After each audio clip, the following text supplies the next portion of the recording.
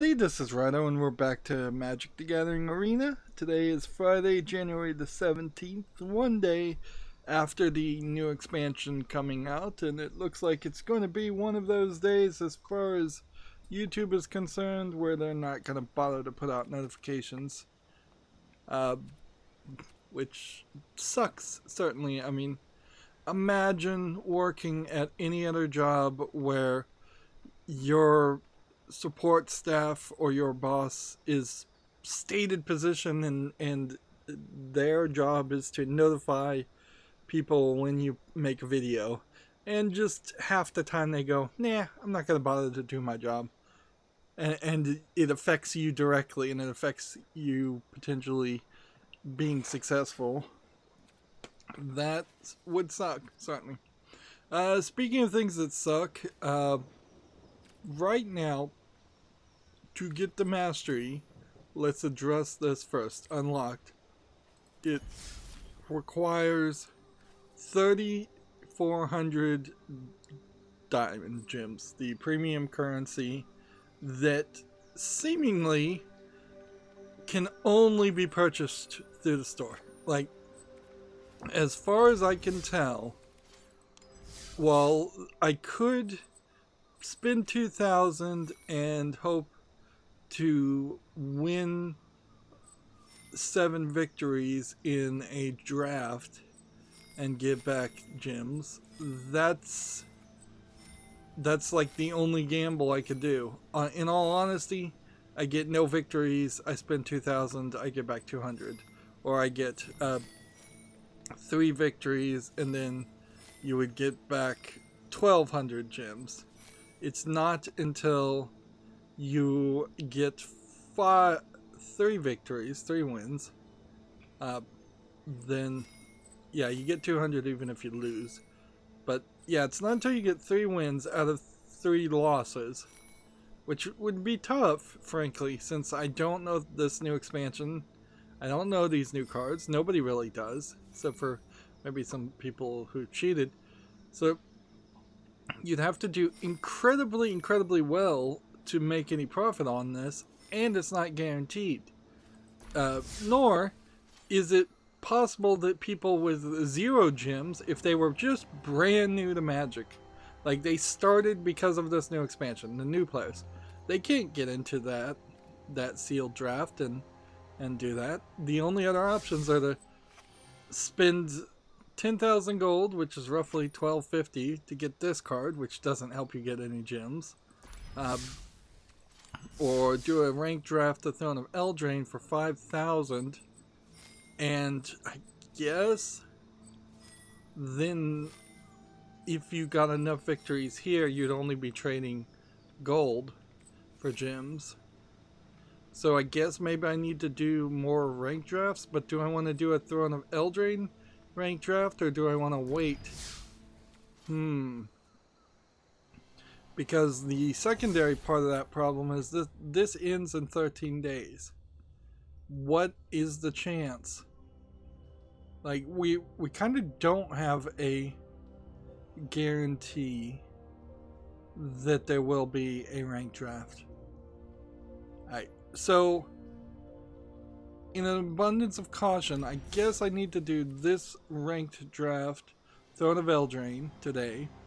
Let's re-roll this right now, and I'm hearing that it's Magic Arena is having tons of trouble with network disconnects and network problems. It's been really terrible as far as their network connectivity in the middle of their major things. They also reset the daily quest yesterday, as I did the 50 card pack opening, so after that incredibly long and at the end, I'll fully admit, boring event of just doing sampler deck rebuilds, at the end of the day, I did play to 15 victories, so we're up at rank 6. There's a code called Play Theros, just capital P, capital T, that gives you 3 more packs, and I won 2 packs because I got up to rank 6. So let's open these cards. But I guess what we're going to spend today mostly doing is the ranked draft, and we just need to hope that we could get enough gems. And it probably means that when there is a ranked draft, we need to probably play a ranked draft always and spend more gold on playing ranked drafts than saving up golds to do 50 card pack openings, which may not be a terrible idea. Now, I do like that they've updated this ability where now new cards are labeled as new. I wish they would kind of highlight when you get whether you're getting a second or third copy of the other cards, but they don't. And you still are getting fourth copies of commons and uncommons, fifth copies, sixth copies, things like that, as far as I understand it. All these special lands that I spent a bunch of wild cards to make from Throne of Eldraine gave you +1 health. Now there's a bunch of special land that enters the field tapped and lets you scry, which might be helpful in my blue deck, but probably isn't super helpful in any of the other decks. But I may very well just be underestimating the value of scry. So I had about 94 cards that we didn't even get one copy of after opening 6 of them. So there's still a lot to get as far as Theros, and even a decent amount to even get as far as Throne of Eldraine. In particular, Throne of Eldraine and some of the previous expansions have a lot of planeswalkers that I think you still might want.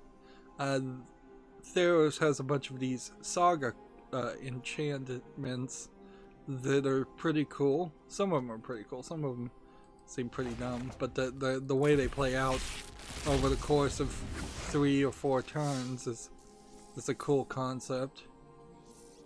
Makes them a little bit more controllable, I would imagine, and predictable compared to a planeswalker where you just have options. This card, Underworld Breach, didn't work for me when I tried it.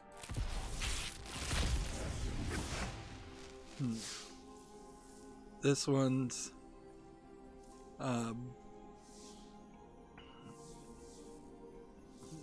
different one than what I had seen before. I saw something similar to this. They have this kind of unique background that's actually shifting and moving. So this might be an example of digital card backs or backgrounds in the cards, which I don't think Throne of Eldraine had that. And they're a little weird looking, certainly, but Magic certainly is getting crazier with its borders and with its art, and it's just trying everything to modernize as much as it can. And one of the things it could certainly do is just, at least in the digital version, is just get rid of these as the default card back in general. Have the Magic card back that's recognizable just automatically shift to a Theros card back since we're in that expansion. I already had one of these.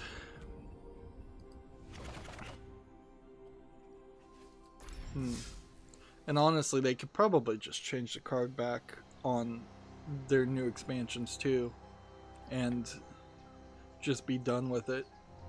They're actively trying to tempt people to play Magic with cards that don't have sleeves, where I think in the real world 99.9% of anybody who's actually playing paper Magic is sleeving their cards immediately, if not double sleeving their cards immediately,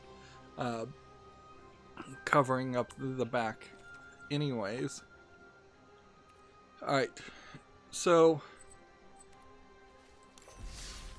what I was planning on doing was doing these sampler decks, and continuing to experiment with these cards and figuring out what I like about them, what I don't. I, over the course of the next week or two, need to start thinking about how I can combine things from Angelic Army and the new cards from Death Beyond Theros that are white into a white deck. I don't even know when we're going to get to a point where we start doing a multicolor deck. There's just still such a major lack of familiarity with the cards. So that was my plan. I was just going to do that. But in counter to that, this ranked draft Throne of Eldraine I think needs to be played. We need 200 gems, which would be, we need, I guess, 2 victories, and I think we could do that. So here we go. Now I do have the overlay, so I could look at the numbers if I can, but I can barely read them too. So this is like a 3.9.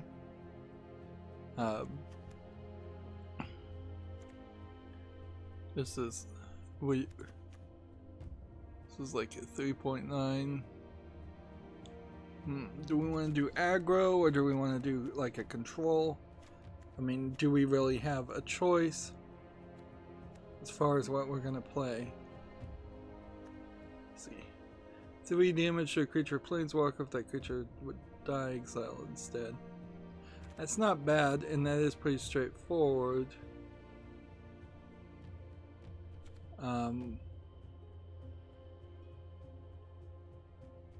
We'll draw a card and discard a card for a very high price, so we'll take that. Now these are bot drafts, so it's important to remember that. This would be a combined color card. I don't think I have this, so I guess we would want to rare draft. Oh yeah, forgot about that part.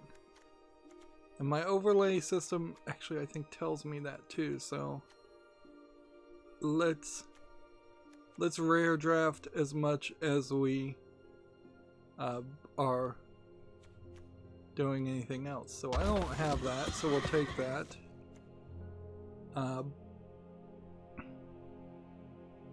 I only have 2 of these, 2 of these, 2 of these. Yeah, 2 of these. 2 of these. 2 of these. So, you know what? Let's see. I only have 2 of these, and we're trying to win, so we'll take that. I only have 2 of these, 2 of these. 1 of these, so it probably wouldn't be a terrible idea to have more.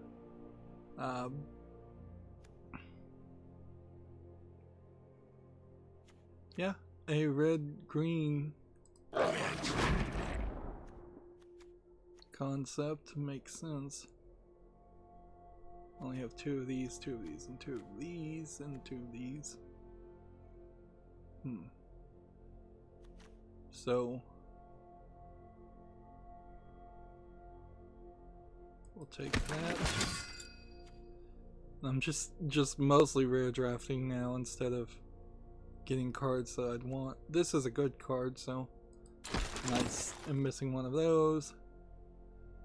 Like, we may really just have to do 2 or 3 of these drafts to get the cards we want on top of the cards that we need. The irony of ironies is if this is the way you fill out your collection, this is not something I had even thought about. Some of these cards' values are pretty bad, and like 1 more copy of Opt is probably pretty worthless.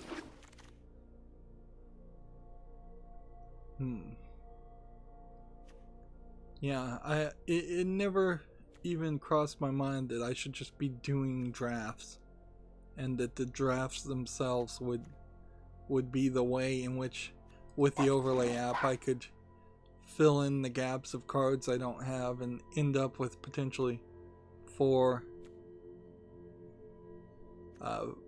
copies of things.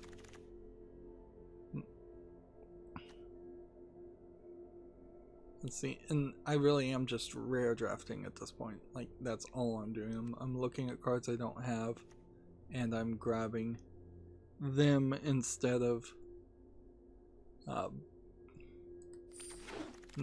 grabbing what I think for even a second I would use.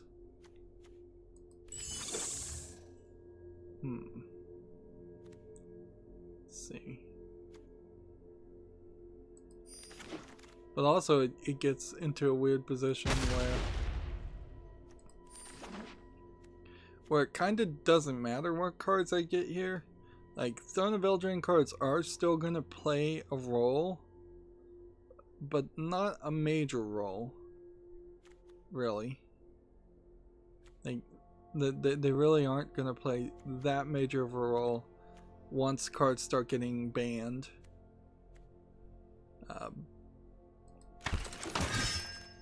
Here, I don't have any of these, so we'll take that.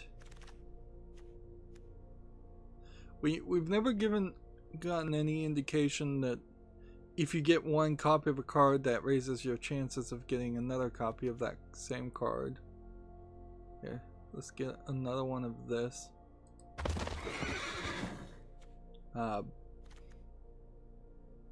I don't think I have any Frogifys.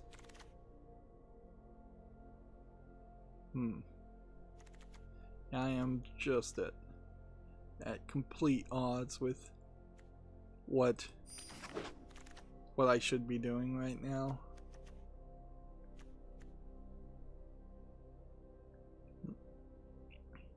But I am totally loving the idea of filling up a collection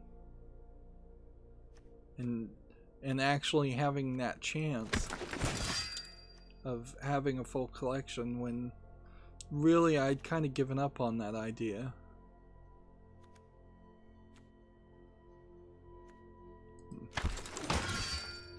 Of course, a lot of these cards are just draft trash too, so I'm very possibly just picking up draft trash to fill in a collection, to have a complete collection for cards that will eventually kind of quickly fall out of standard.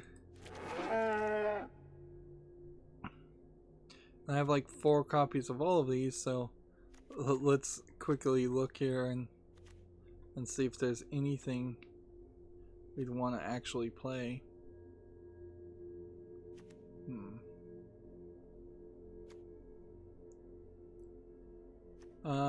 Let's just take that. And then we have 4 of these, which I guess is Ginger Brutus right move there. We only have 2 of these, so I'll take that. I have 4 of each of these, so we'll take that. We have 4 of that, so we have to take. Now again, I don't have this, so I'll take it.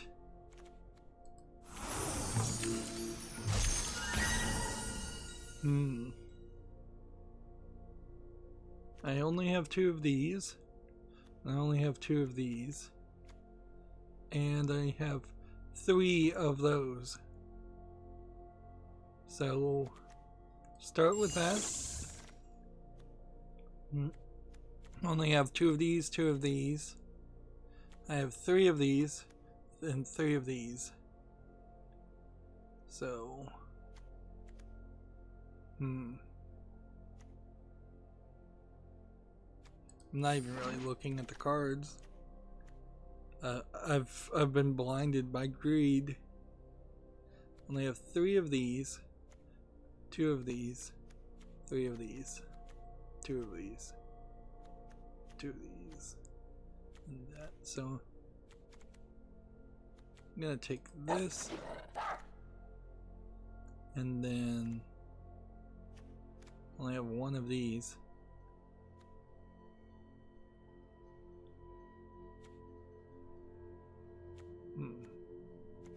Let's take that. Only have two of these and two of these. And two of these. So I'll take that. Only have two of these. Although, wait a minute.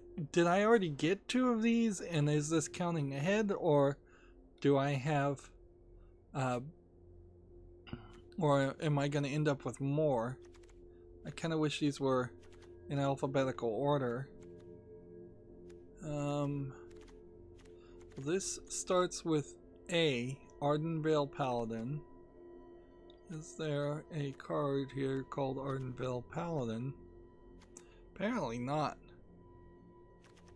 But this is the better card to get.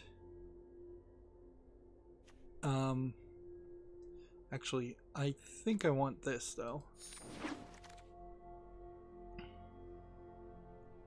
Alright, I only have two of these, two of these, and two of these. So I'm going to take that. I only have two of these, so and three of these.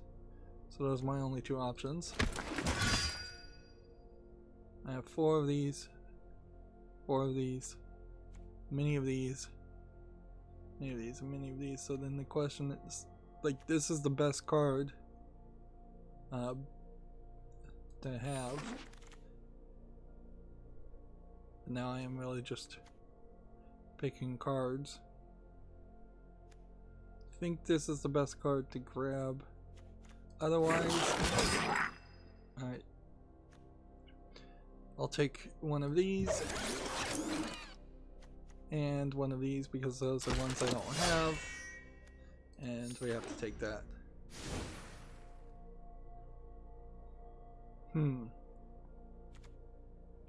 So that's 59 of 40 cards now.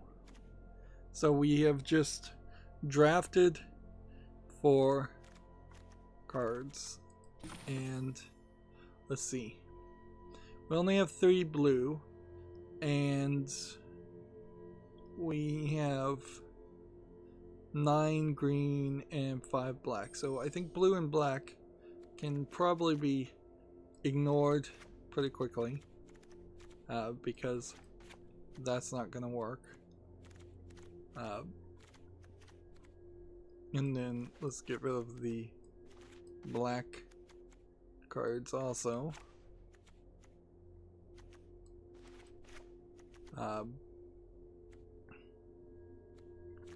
And so then that has us being tricolor. There's still 2 black cards with red, green, and white. And let's see, where is this other black card? Here it is. Alright. Start looking at cards. An attachment card adds flying.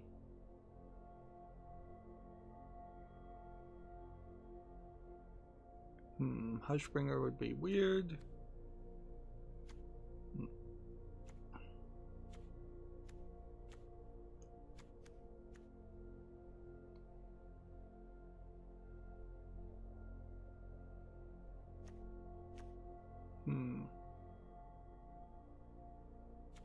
Interesting.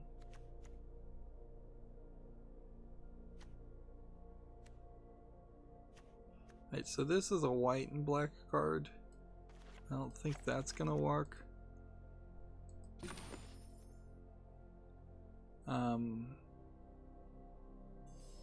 Because we want to say red, white, and green. Or very possibly get rid of the greens.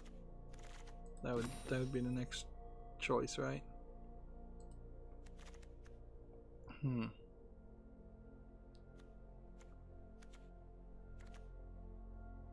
Okay.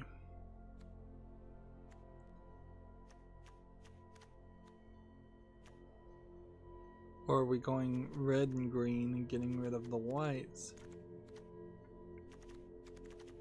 I think we go red and green and get rid of the whites because there's no combo here for... Well, yeah, there is. There's a green and white, and then I'd get rid of red. This is not going to work well either way, though, so let's just look at the greens again. Yeah, I think we could probably get rid of the greens.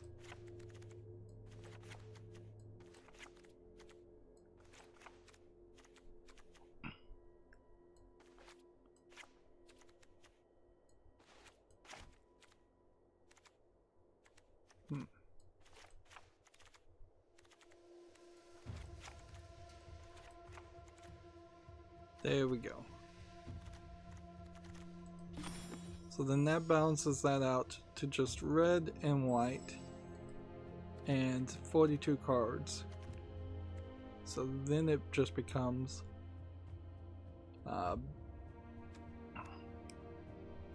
what cards are possibly the worst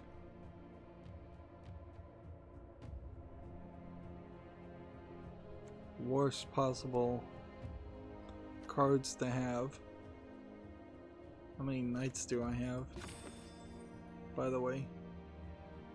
Like 5. So buffing up other knights might be useful. A bridge card.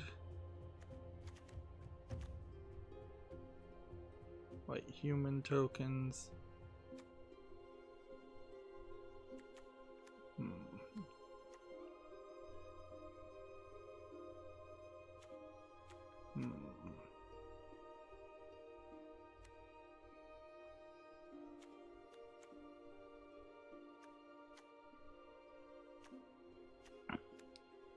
What do we want to get rid of? This one's a pretty expensive one to exile an artifact and draw a card at 4, but frankly 4 is not that expensive.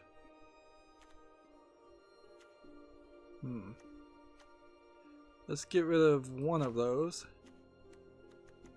And bartered cow.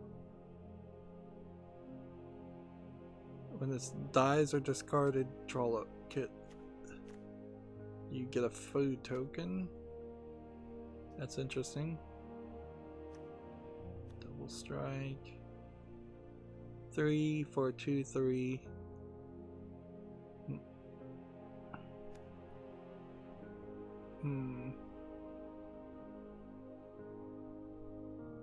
One life for each creature you cross. Do I want to get rid of this bridge? Probably. Because I don't know if the bridge is actually going to be that useful. Let's see. Because it's 2 colorless mana for 0/4. Or I could get rid of this, which is this. Discard a card and then draw 2 cards for 2 mana. Which... that works fine too. Here we have a 3/1. That's not terrible. Scry or Ginger Brute.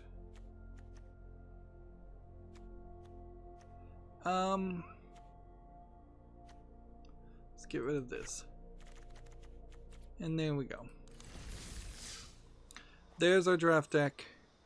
A lot of work there. Let's start playing. So, it undeniably kind of sucks to have to go back and do this the day after spending an extra day streaming. This is going to make the accountability section of today's stream extremely short in the fact that you pretty much know what I did. Yesterday I streamed an extra 50+ card pack opening video. I will say that compared to Hearthstone, There's not enough legendary, golden legendary, rare, awesome sound effects playing when you open packs. Nothing there to subconsciously hype me up as I'm opening them. So it got pretty boring after opening, I would say, about 30 packs.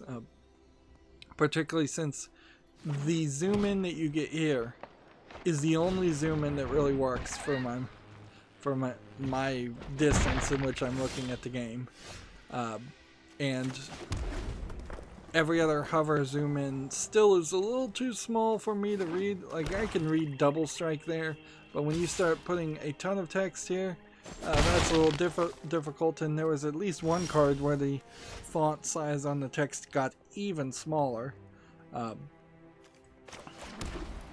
So yeah, I wasn't bothering to really read any of the new cards, which wasn't really hyping me up for the new cards.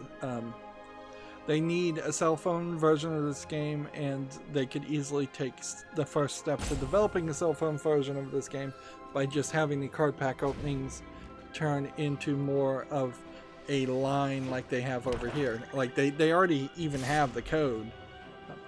They just need to put some tweaks into it and make it look good when opening packs. 3 damage to any target, or 2 1/1 tokens. What is? Start with this. Because, let's see. Now, if you're having disconnects right now, also, does that mean you're potentially going to lose a game you don't deserve to lose? Or does that mean you're going to potentially win a game you deserve to win, you don't deserve to win? One is a lot more acceptable when playing against bots than the other. I guess this might be a symbol here to indicate that you're playing against bots. That is certainly something that hadn't occurred. 3 damage, or if 3 red mana were spent, deal 4 damage instead. Alright. Pay adamant.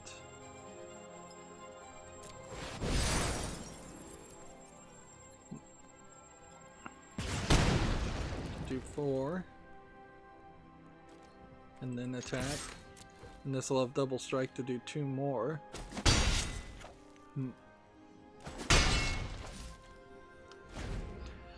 The YouTube channel Computer File, which is a bunch of British old school nerds, did a video where they went to the National Video Game Museum. Of course, they meant the National Video Game Museum in the UK, not to be confused with the National Video Game Museum. I believe it's in Sheffield, England, whereas the National Video Game Museum in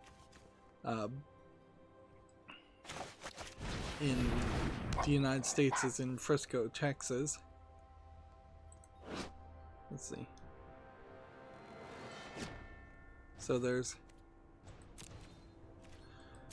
So I started watching that and started looking around, and I've seen the one inside of Frisco, Texas, and this one looked completely different, and I'm like, this is confusing. Inherently, this is a problem with people just calling themselves the National Video Game Museum, when you would have, it would have been better to say the Video Game Museum of America, or the Video Game Museum of England. It's not like National Video Game Museum even sounds that particularly interesting or important of title.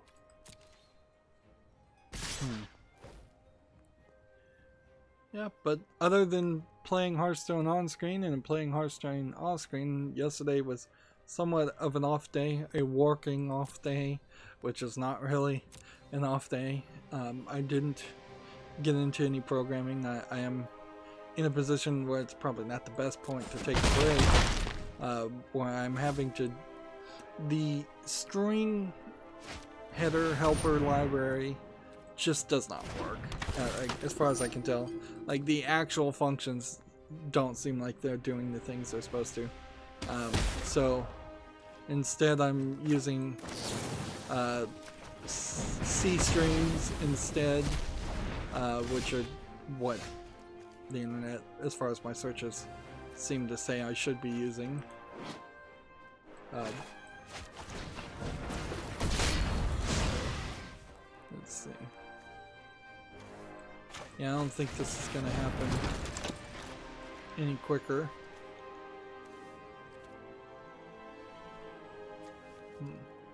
Double strike, first strike haste, or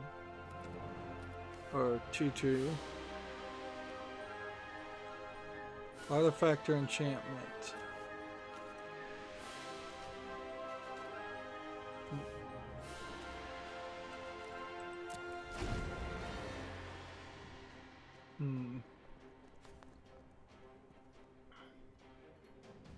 So yeah, I definitely need to get back to programming, and I probably will more this weekend. I also didn't get around to uploading videos, so I still have a few uploads. It seems to me like in this new era of trying to reduce the amount of busy work I do on my YouTube channel, I'm not really feeling the idea of... I didn't break up the 50 card pack opening and the deck rebuilds that happened with that. Enter the battlefield or dying abilities. Alright.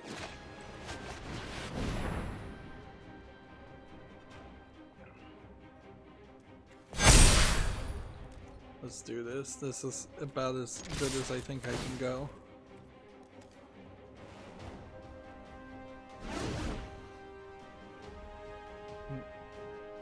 What does that do?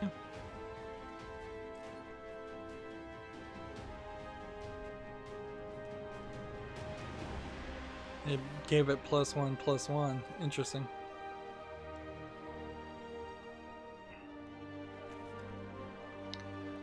So, yeah, over the weekend I'll try to schedule videos and have them upload and work on some more programming, and once the videos are finally done uploading and clearing off the SSD hard drive, then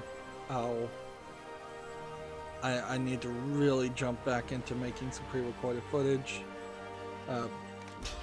Going forward, chopping up 50 card pack openings and special live stream events, I don't think is worth really doing. Probably would get me maybe double the videos. Like it's not like it was a dumb idea by any means.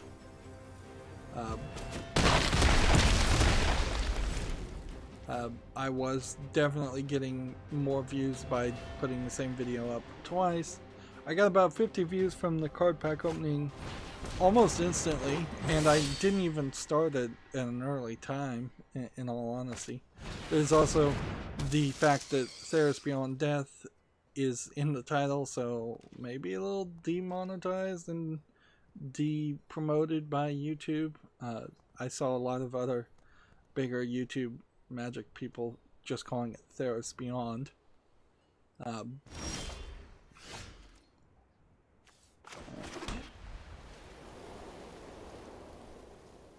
Artifact or enchantment and draw a card.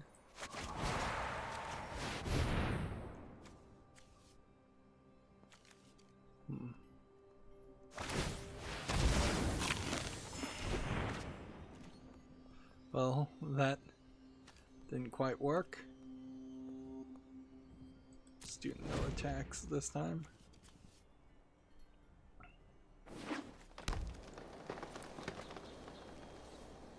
Wouldn't really hurt to put this on the field other than this card.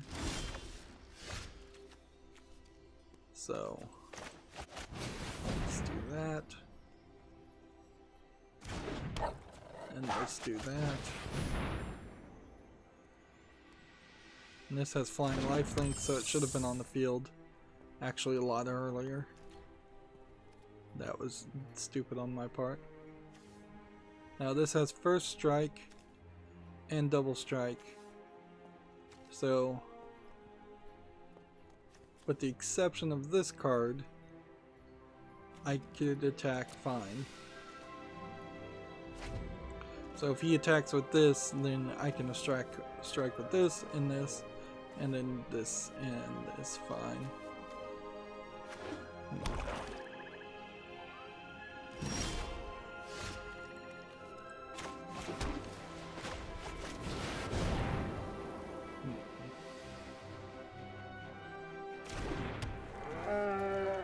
And since he's got nothing with reach, I can at least attack here. And this may just be a slow 7 turns.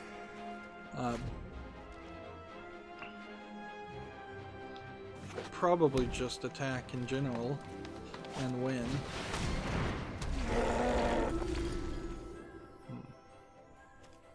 See, that stopped his ability.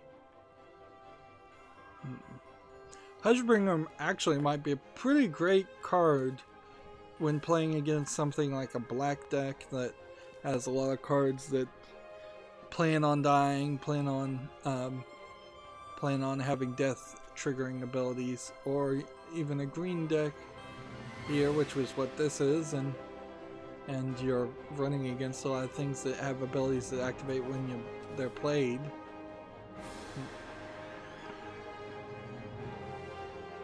There is a sale on Steam, and I do have cash in my account. I didn't inherently want to spend it immediately for one of a Hat in Time. So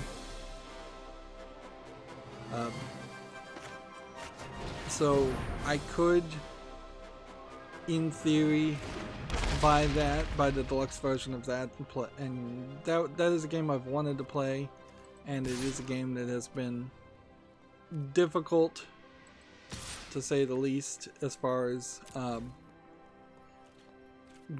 seeing it on sale.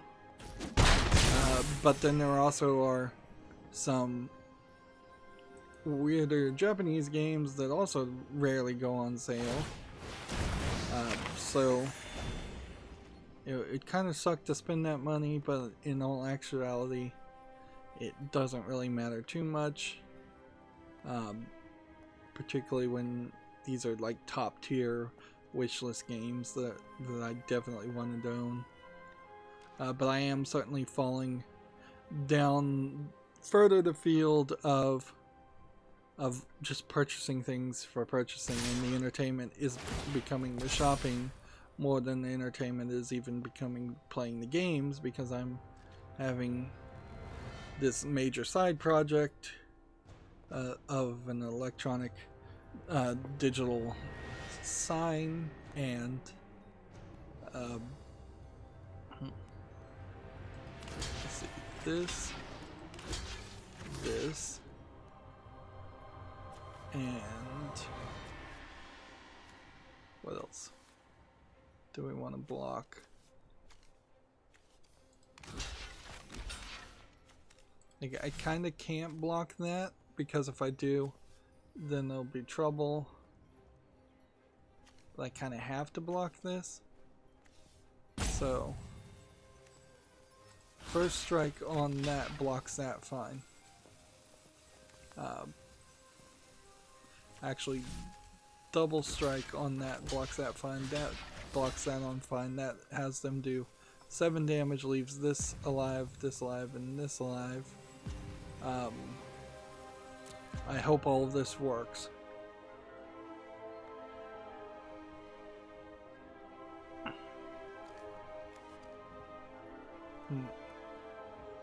First, double strike is first strike, then a second strike. So this first strike should kill this. This double strike should attack this first and do 2 damage.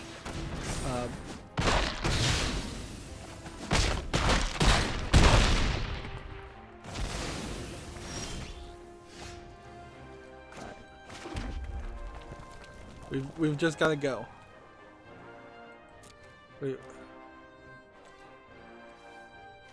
tap creatures. Everything has haste. Everything attack. Everything go. See if we win. If we don't win, we're gonna lose anyways.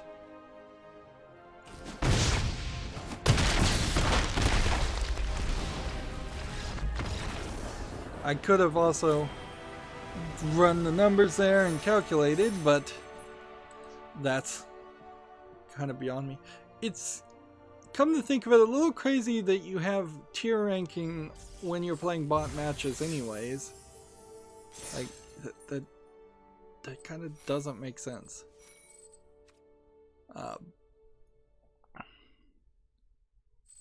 So I guess maybe you don't get the gems until you lose 3 times, so maybe this isn't compounding. That sucks, because if that's the case, then I kind of need 3 victories, but whatever. We kind of needed 3 victories anyways. I had hoped to get more gems though. Like, honestly, I don't know. It's gonna mean that we very well may not have enough gold to do a 50-pack opening in the next expansion. That just may be the way things go. Because we're gonna end up doing ranked drafts every time they're available, I think, going forward. Which was mostly the plan anyways, but it kind of stinks. I'm gonna go ahead and play that, and then go ahead and play that, and then go ahead and do that for one.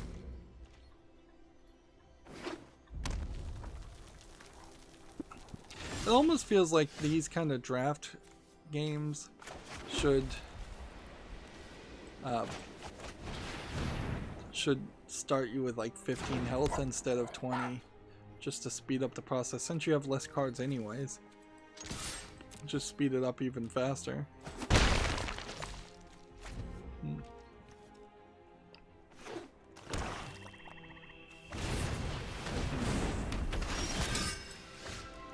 Alright. 3 damage. This one can't block.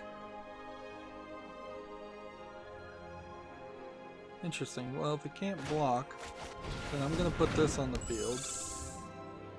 And then I'm just gonna attack with everything and hope that this is telling me the truth.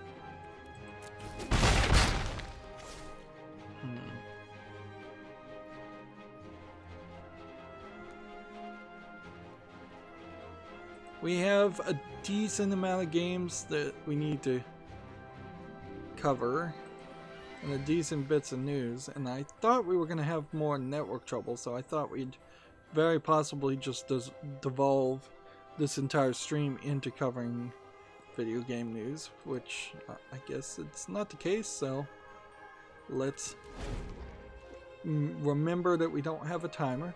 By the way, I turned off the Fox.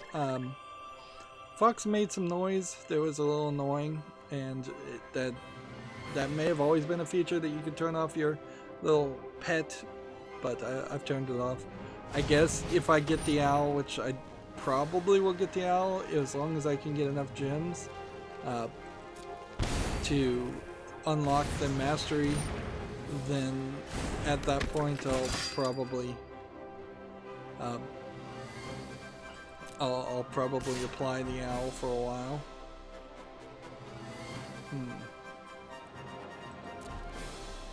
I could block this guy, but I don't really see a reason why I would want to. I think we mostly just want to play. Like, I'll kill this guy next turn, and this is an artifact which gives these flying, and this one can attack without that problem. So play this. Deal 3 damage to Well, actually, let's see. First of all, can't be blocked. All three of those attack, fine. If 3 red mana was spent, this will do 4 damage.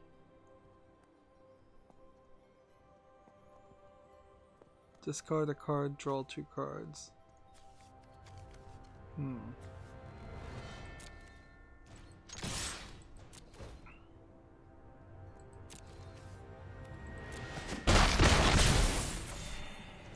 So I'm just gonna, I guess, let him attack. Let him do 5 damage to my damage. And we'll just see what he does next turn. If he puts something with that does a little bit more damage. If something really terrible started to show up. Yeah, let's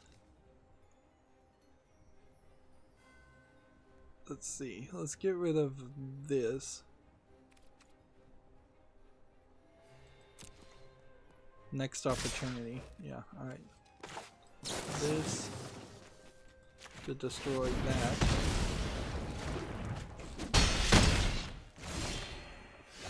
And then this acts as our defender. So we don't have to worry about that.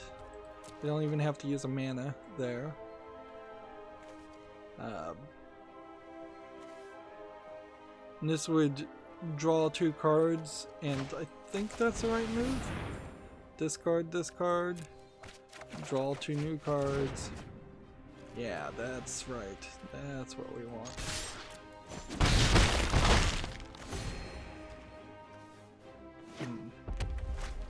We've got this. We've got this. Just block that. So you can only really do 2 damage.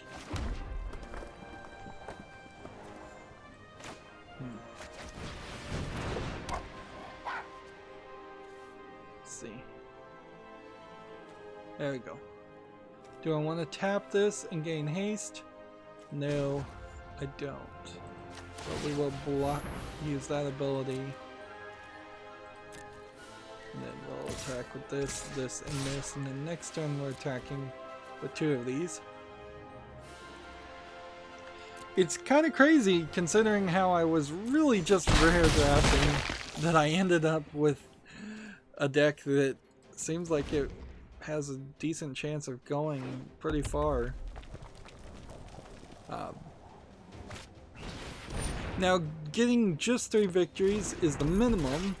If we get 8 victories before we get 3 losses, that's great. Like, at that point, that gives us a lot of gems that we can save up for the next expansion that happens 3 months from now.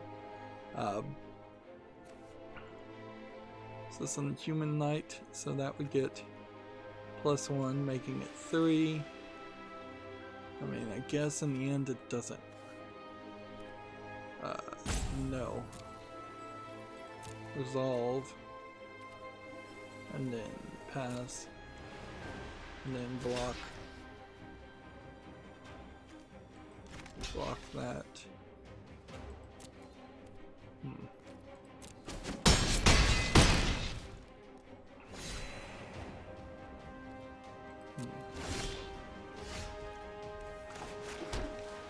Put this on the field. Use this.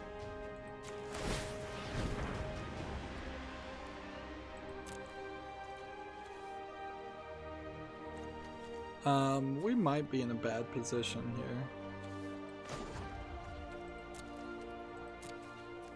2, 4, 5, 6.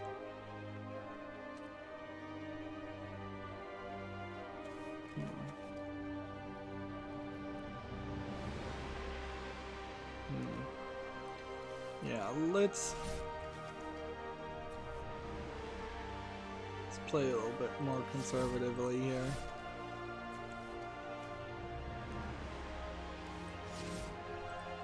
Let's just attack with that one and see what happens.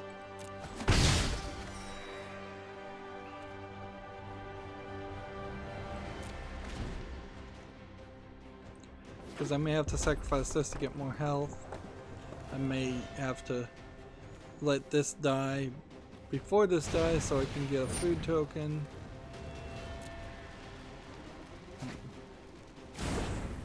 Like, even though I have flying and a full clear path, like, he could still attack with all 4 of his guys. I could only really defend with 1. Right. Resolve.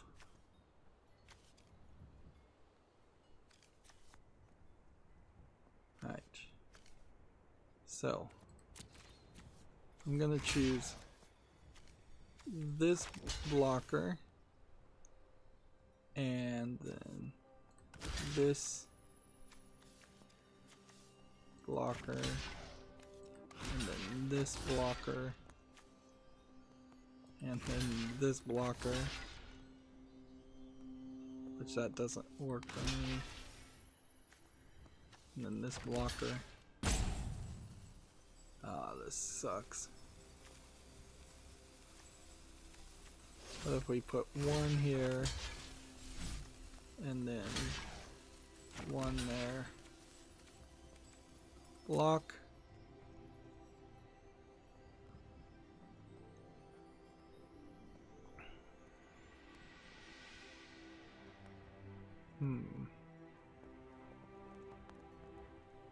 This is more complicated because we're not really playing against anybody.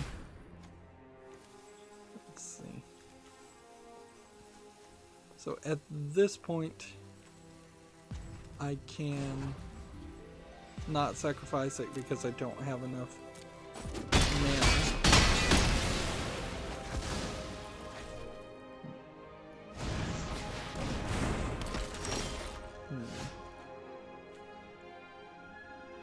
Alright. So how do we want to do this?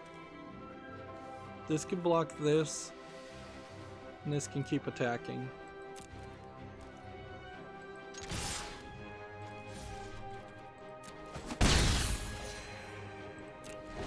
And this really is just going to be a tit for tat move. So here we have a story on Gematsu. Taito announces a rhythm puzzle game called Toho Spell Bubble for the Switch. Another one of these Toho games, which I'm still not really sure if this is just a long-running video game series. This looks very much like it is a Bubble Bobble style game.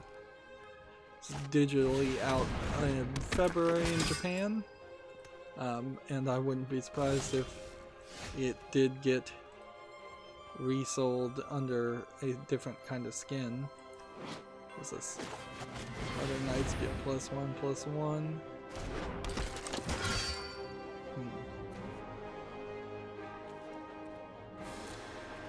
I'm just losing miserably here. This really has just become a war of attrition.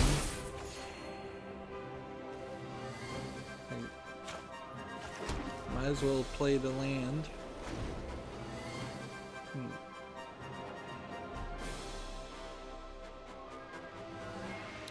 With this loss, hopes are becoming slightly dashed that we could get 8 victories before 3 losses, but 3 victories is a 50% win ratio, which is somewhat believable. Alright.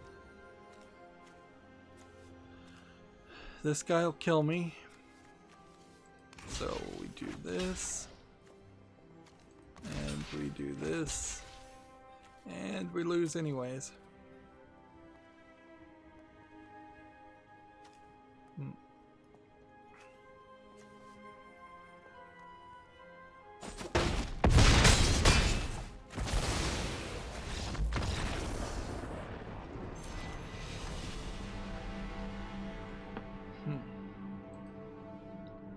Moving on. Of course, I clearly am the only one to blame there. Like, it was me that got greedy and decided to do a rare draft and drafting for rares or whatever it's called, instead of looking at every card for value and trying to actually win, even knowing that that was my main focus. But honestly, my mistake was the fact that I wasn't drafting earlier to begin with. I should... I'm going to mulligan here. I should have been playing these drafts way earlier than I did. Like, and way more often. Alright, let's do that.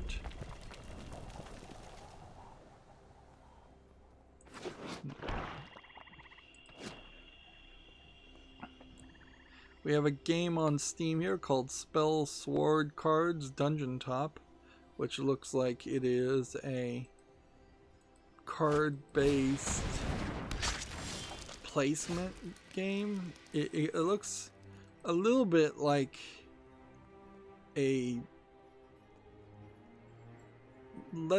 more of a tile-based Hero Quest equivalent of a game than I would say a collectible card game or deck building game, because the location and placement of your character seems to really matter.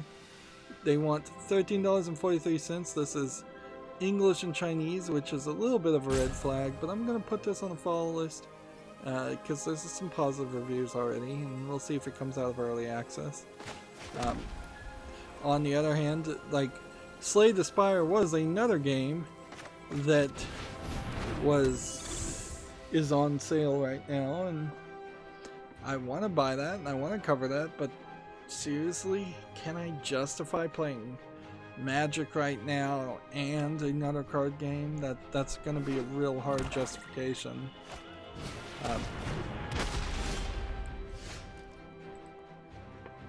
Like it would be a lot easier to do a lot of other things.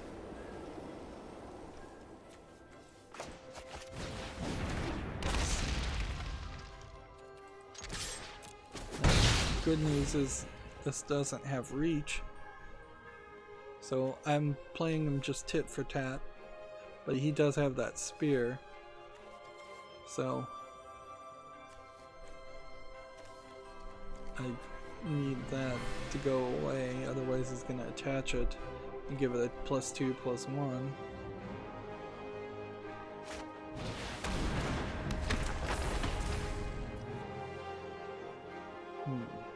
There, that denied him a food token.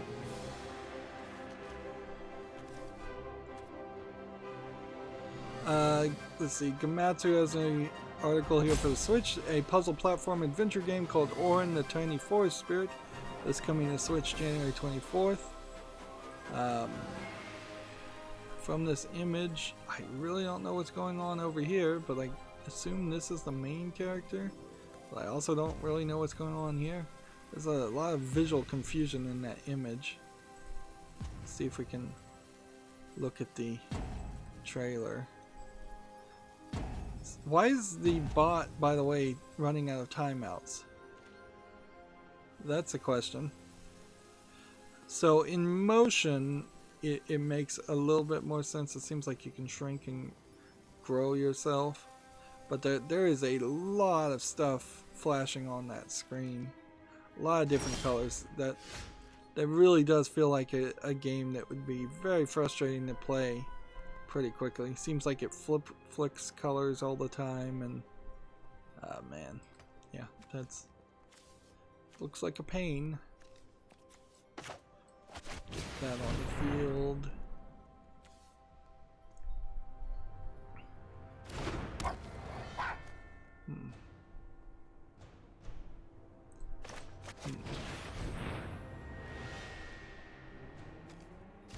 Maybe you actually do play with real people, and it's just the drafting part that's the bot part.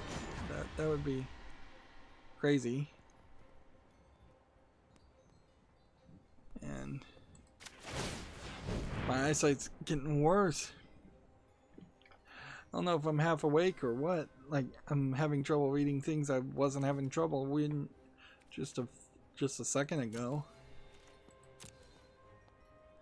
That would be the irony of all ironies if I actually went blind. Might solve some problems in my life. It'd be a good excuse to stop playing video games and stop doing a lot of things.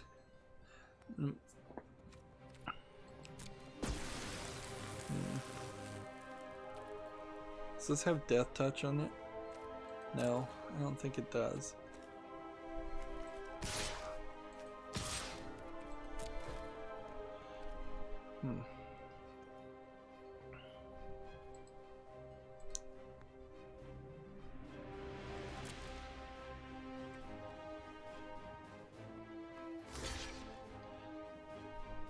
Moving on, we have a game on Steam called There's No Tomorrow, which doesn't have as good of a polish visually on it as a AAA game, but there might be kind of like a... I hate to start seeing PlayStation 2 or PlayStation 1 clone be used as a phrase, but an indie game with a little bit less visual polish, maybe there is something here. At the very least, this doesn't look like it's just an asset flip survival horror game, even though it very possibly is mostly an asset flip survival horror game. I think it rises. I see enough variety here and enough new stuff, and I see a bunch of Dutch angles on the camera too, which screams somebody who thinks at least they're artistic. So they want $13.59. This is English and Chinese. I'll put it on the full list. This might be a bit of a... Wait. How did it block me? What? What just happened there? How did that block me? I spent the mana and made it unblockable. And yet it still blocked me. I swear this game is broken. I swear it is broken. Like, I never really felt like Hearthstone consistently was doing something wrong compared to what the card descriptions were saying. Here, I've felt it several times. And maybe that is just because I'm ignorant or I'm not paying enough attention.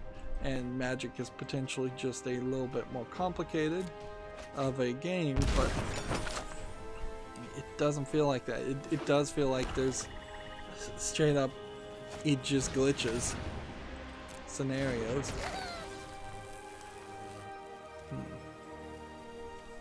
Right.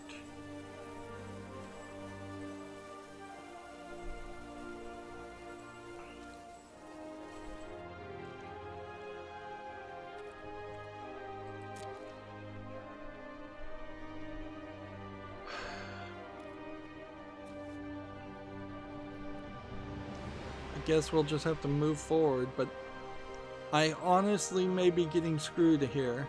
Also, the game is taking forever for playing against bots, and that still doesn't make any sense.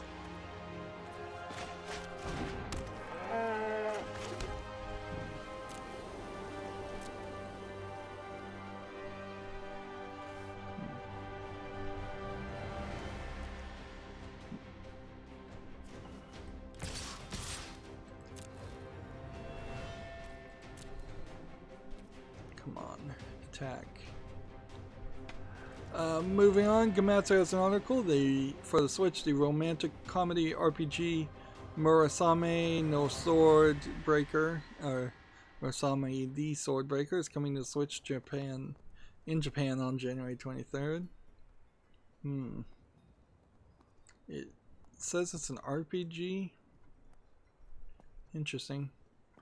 Seems like it's a collection of girls only. A slapstick fantasy game full of laughs, tears, and sorrow. Well, it's a decent pitch. We'll see if it ever comes. comes around to the West. Next, we have a game on Steam called Romance of the Three Kingdoms 14. You can see this is already mostly negative.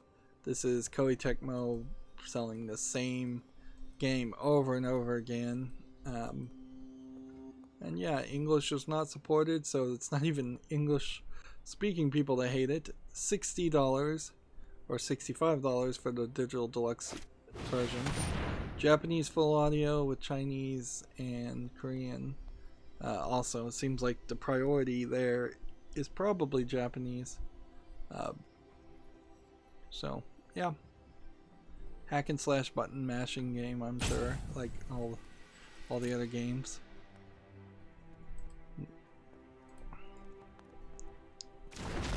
So yeah, it's not even just people in the West that don't have interest in hearing the same story told over and over again.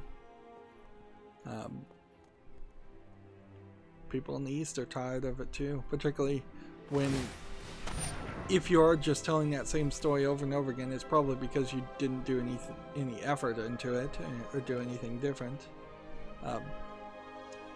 The same is true for like Dracula. If you're gonna make a new Dracula movie or book, you probably aren't gonna change too much, so it's probably gonna be like the other 25 Dracula movies that have been made. And it was actually kind of surprising that there is a new Netflix Dracula series that, like, what are you doing? Why are you making that? Alright. Gotta pay the adamant and then attack with everything. Of course, this defender can't attack, can he? But they do have vigilance.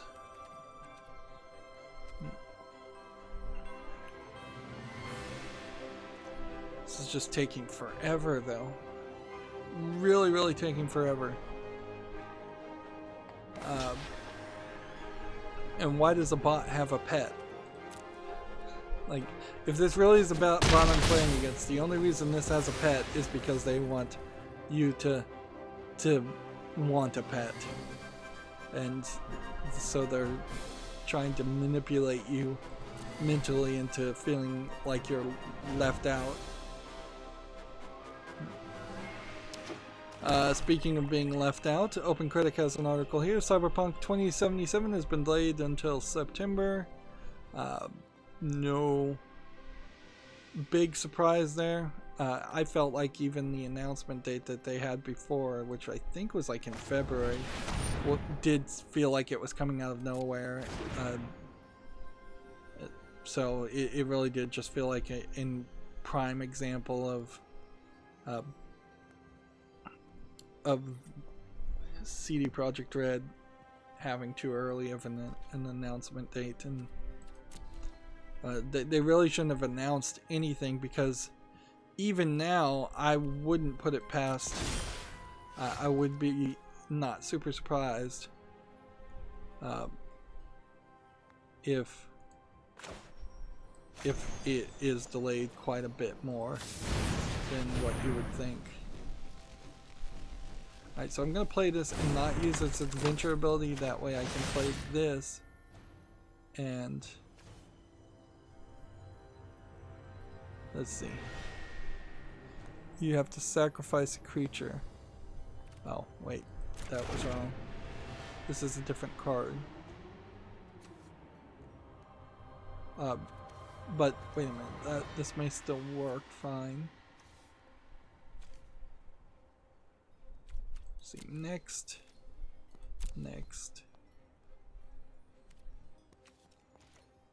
This doesn't have vigilance.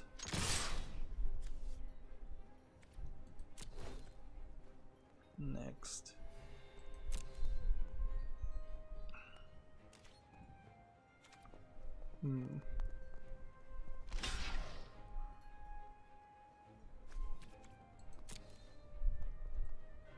So if I can get his health down, later I can sacrifice the creature and do that. But right now, I could have given this one haste. But I didn't know for sure if that would have worked. So let's just play it safe. Next we have on Steam, Dragon Ball Z Kakarot. Now Dragon Ball Z Kakarot looks to me like it is going back into the style of the other kinds of Dragon Ball games. It is not Dragon Ball Fighters Z where it's just a fighting game. This feels like it is more of a open world RPG game where you are going to fly around and play the story of Dragon Ball Z over and over again. They want $60 or $65 or $105 for the $95 for the Ultimate Edition. It's English full audio, but let's see, is it even Japanese full audio? Yes, but that's hidden below the fold.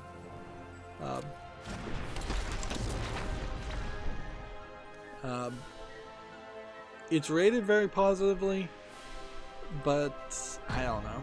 Like, we've seen these games before. We really have. We've seen the story of Dragon Ball Z. If you haven't seen the story of Dragon Ball Z, I don't know if you really should be experiencing it through a game. Just watch either Dragon Ball Z or Dragon Ball Z Kai, which I think cleans up some of the story. I want to discard a card and draw a card. No, I'm just gonna see what happens here. I'm gonna attack with everything and see what he wants to do.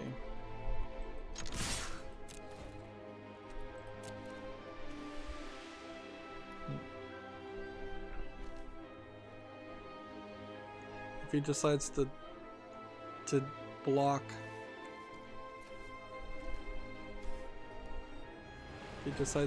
I'm gonna then use this instance, sacrifice that card, and do that much damage. If he decides not to block, then I'm going to... Alright, let's do this. Sacrifice this card. Yes. Oh wait, undo. Target creature, planeswalker, player. Then sacrifice a card. That's why it was asking, am I sure?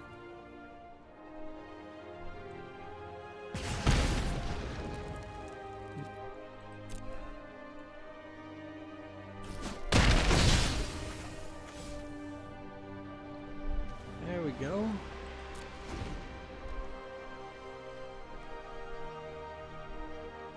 I think we're gonna get this. Gamma Sutra has an article here. Google expects 120 games to hit Stadia this year, including some exclusives. However, it does also seem like Stadia user player base has gone down by at least 50% since the first month. Guilt is the only current exclusive, GYLT. Yeah. I really have a hard time believing that Google Stadia has even a chance to succeed. If anything, I would have said Google Stadia should just wait until a year or two after the release of this Xbox Series X and the PlayStation 5 and avoid that competition instead of trying to eat the lunch of much bigger competitors. Right.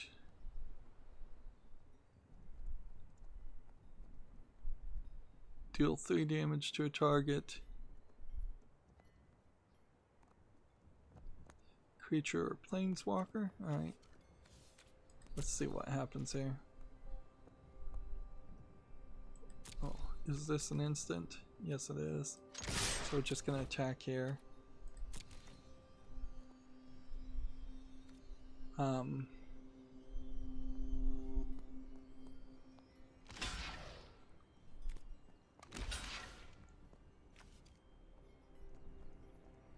Alright. Alright. Let's do that and then do that.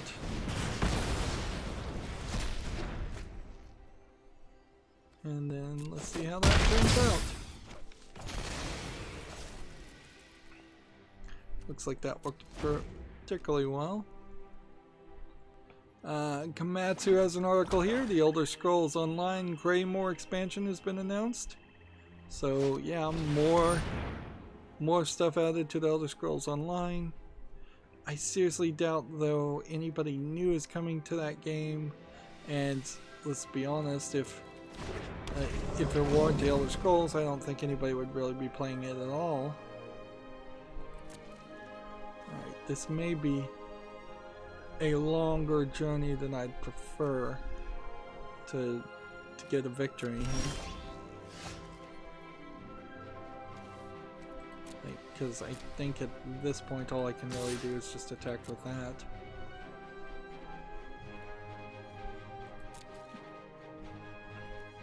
I mean, I guess maybe I could tap and give him haste and see if I can convince him to attack. I don't think he would be dumb enough to do that, though. And honestly, it probably wouldn't have changed much. Because a 5/5 could have attacked anyways.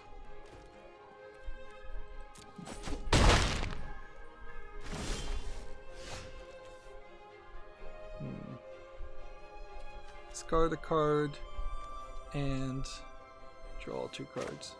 So if I play this, man, I can't play it now. Darn it. That was like the one example of where I should have. Didn't realize you have to do that. You can't work your way around discarding your card by not having a card to discard. Well, that sucks. But we've got this. Seems like it's unlikely we would lose here.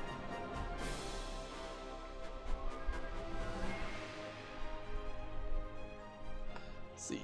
Gamma Citra has an article here. Get a job. PlayStation is hiring for a digital analytics and monetization manager for esports. So yeah, they are just still hiring for at PlayStation.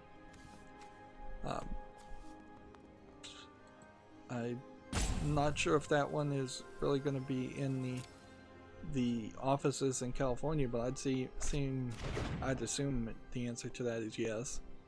That I doubt the Japanese offices of PlayStation, of which I'm not sure there even is any, I doubt they're going to be hiring or growing in any way. Not until Sony as the parent company, not Sony Entertainment Interactive, not until they step in and just fire everybody at Sony Entertainment Interactive. Do I want to defend here? Could have. Wouldn't have really mattered. Then that would have been another thing that would have saved the day.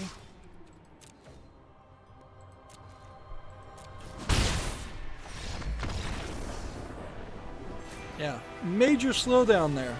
Like, really major slowdown to just get to get that victory. It took 3, 4, 5 turns. Let's see. Yeah, and we still haven't been paid out the gems, but whatever. As long as we keep playing and keep winning. This is probably all we're doing this stream, by the way, too, is just one draft game. This is surprising news, but very welcome news. Gamatsu has an article here. According to Kotaku, there is a rumor, basically. Kotaku's not a great news source. Although nobody really is, as far as video game things. Horizon Zero Dawn may be coming to the PC in 2020. This might be, for all my complaining and moaning and groaning about Sony shifting its focus and allowing a bunch of California, probably SJWs, run the show. If they started doing more of a PC focused releases, and we started to see this game in particular was one of the games I wanted to see come to PC, and I kind of gravely missed because it didn't come to PC, I'd be very happy. Now, there are questions, certainly, questions that you kind of can't just dance around.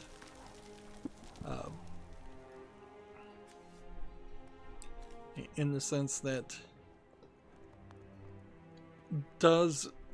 if Horizon Zero Dawn came out in 2020 on PC, does that correlate with Horizon Zero Dawn 2 potentially getting released on the PlayStation 5? And are we just going to be a generation behind as far as a video game number or iteration behind always? If this guy makes me discard a card, that's gonna suck. Oh yeah, and he just got the one card that is the best. Like, he just ruined my strategy. Well, somewhat. Well, we can still make it work, I think.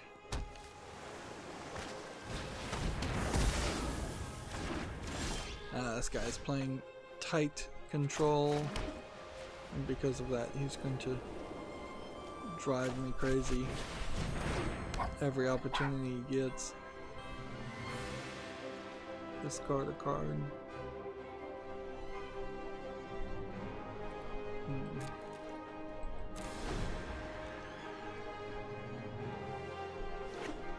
Let's see.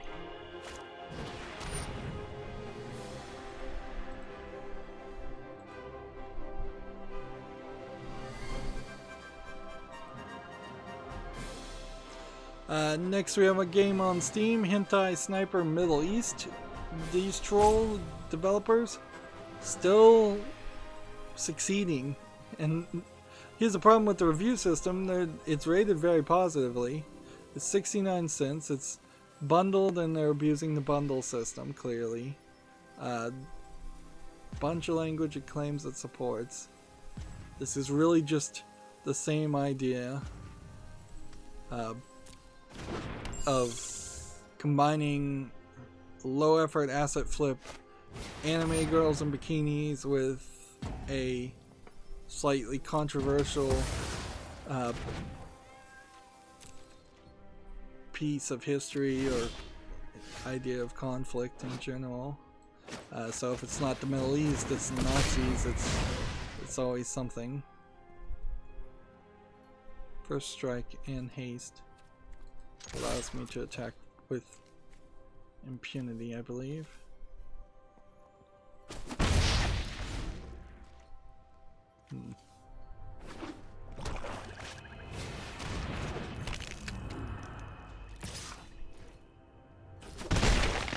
Yeah. This guy's gonna destroy our hands.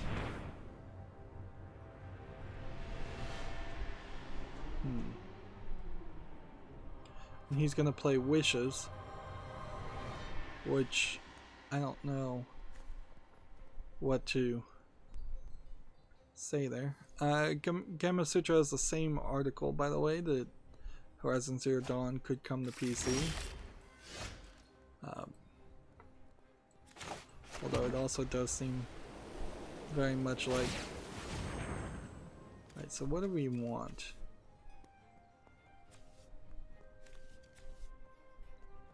Double strike, a 2/3.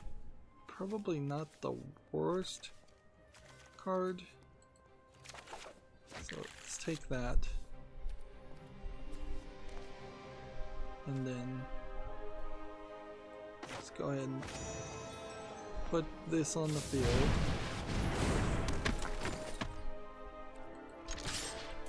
And play.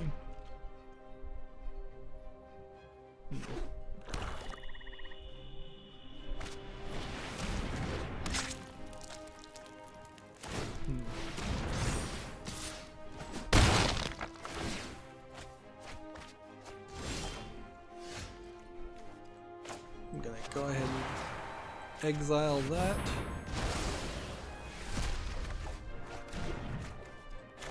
Do that. And attack.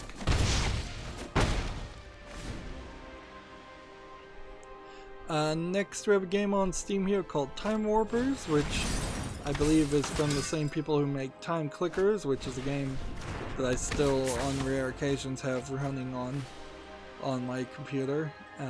Trying to get that last achievement that seems pretty impossible. Although they've really expanded the concept of time clickers now, and this does look like it is straight up just a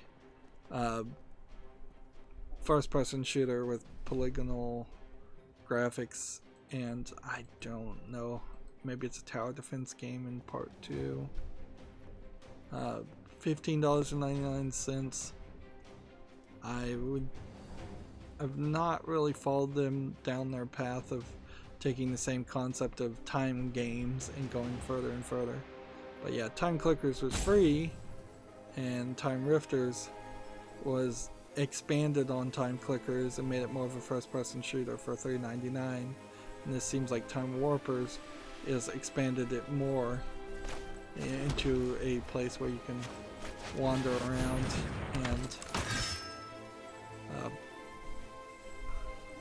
and do more. Right. I don't think we want to attack right now, unfortunately.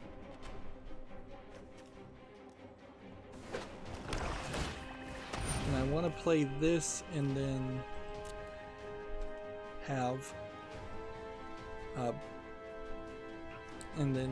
have just like a land, although this would be sacrifice a creature anyway, so that's not actually useful. First strike haste might work after I play this. Vigilance until the end of the turn. Alright, can we block anything? Do we have reach? No.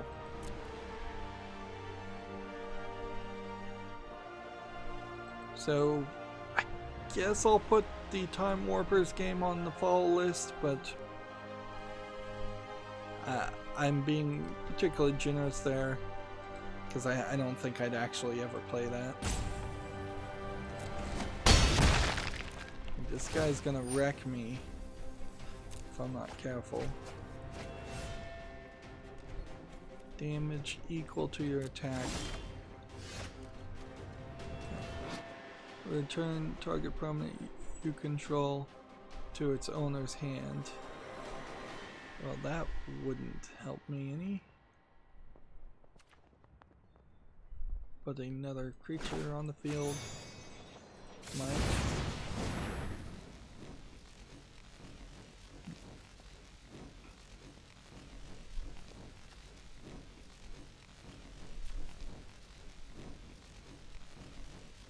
Come on, play. Getting weird sound effects.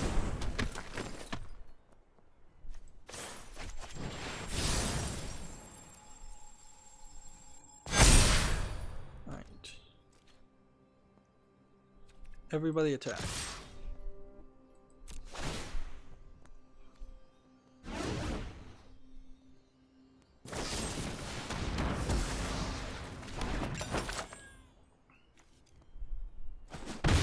If I had mana, I would have been able to do more there. Baked me into a pie. See, next we have a game on Steam called Space Vibes, which looks like it's just a bunch of ridiculous visual effects merged together. Is this a VR game? Yes, great. So it would make you fall over or get motion sick probably too. $2.99, way too cheap, English only. Now this guy's attacking, I could defend.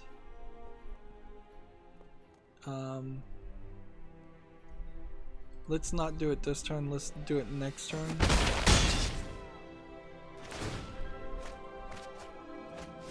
Because I might be able to win here.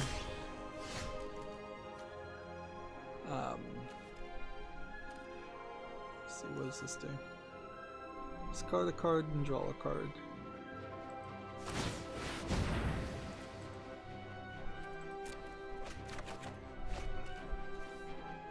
Well, that really didn't change anything. Do it again? Sure, why not?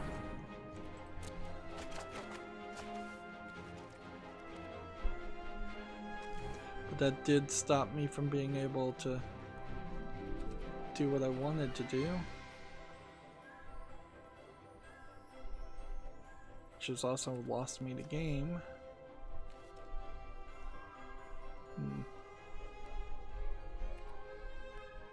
Yeah, I can't do anything. I can't attack. I have to be able to defend against this guy, and I used up my mana, which I shouldn't have done.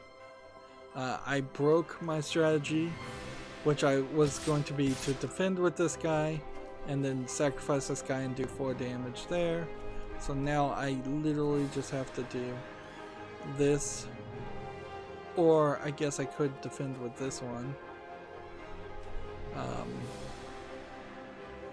This guy has first strike, so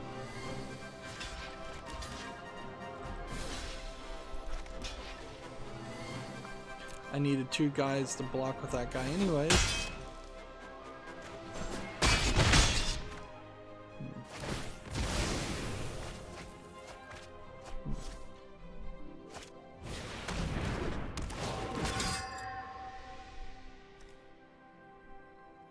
Oh, this is bad.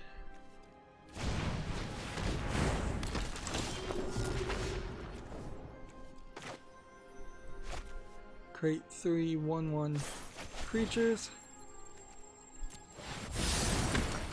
or 2 1/1 creatures, and discard this and get some food. And play this, I guess.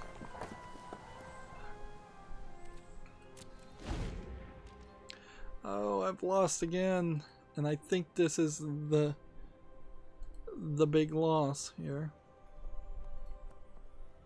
I think this is the 3rd loss, so we very well may not have gotten enough gems to get the mastery system, let alone build towards another mastery system. And I definitely don't feel like I have it in me to go about and... Right, this one has a lot of text on it, so let's kill that one first.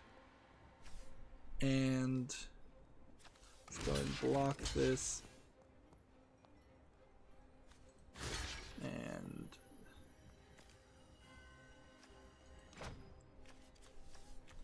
yeah. Let one through, I guess.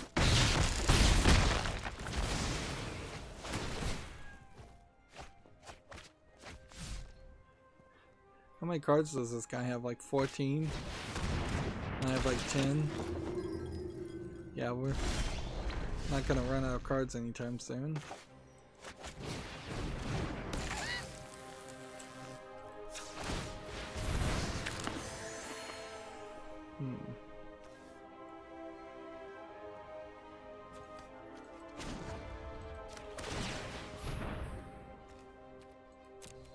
I mean, I suppose this can attack and do 1 damage.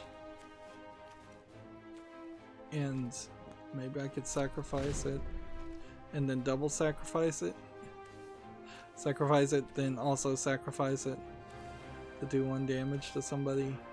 But, I mean, we could try this. No, that won't work.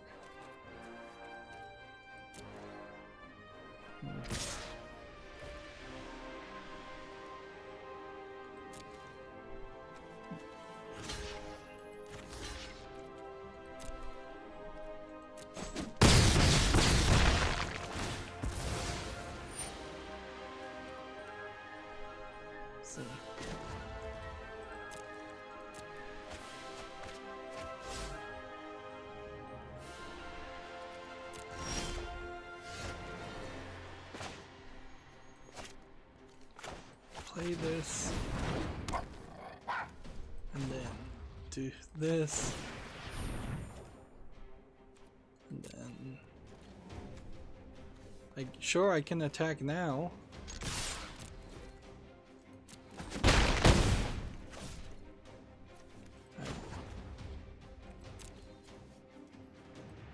But I might as well just discard this card for something different.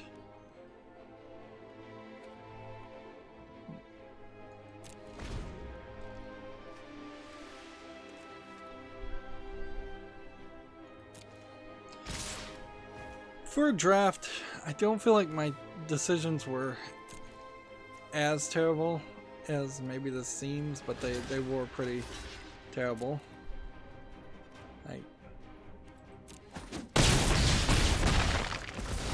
There definitely was no thought.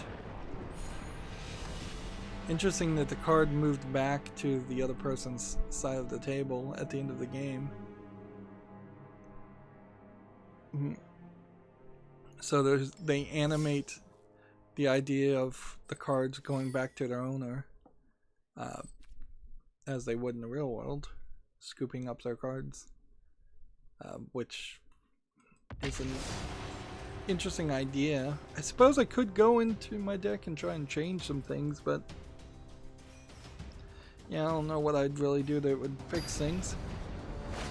Let's see, moving on. Gamasutra has an article here. Open Critic reviews are now added to the Epic Games Store, which is interesting, but also that means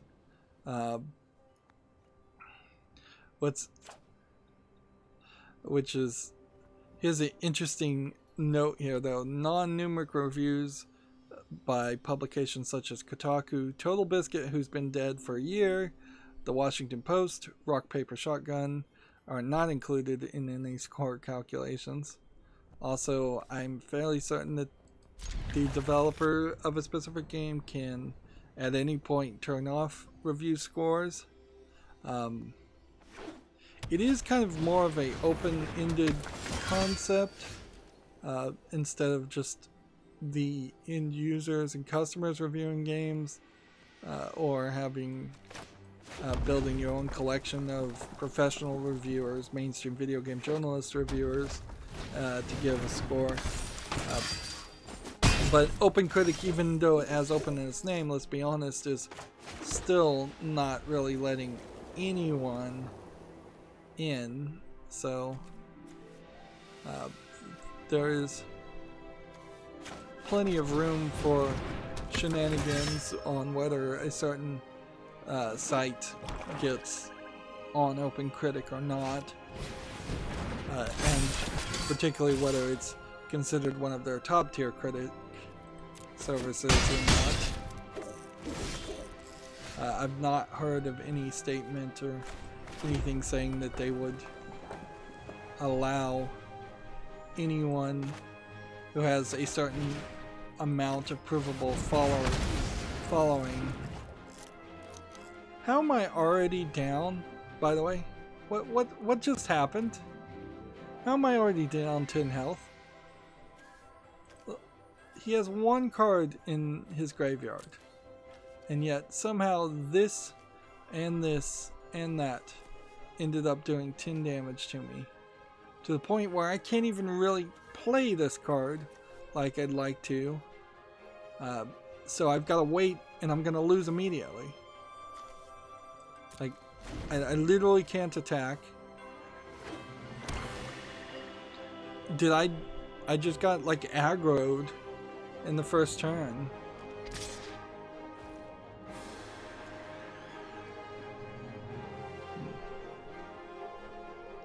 See, that's just gonna buff that guy up.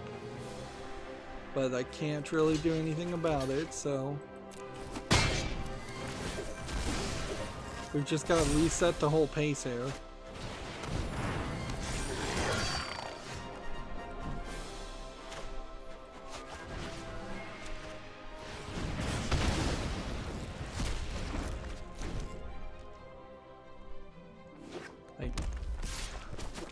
This is way too fast.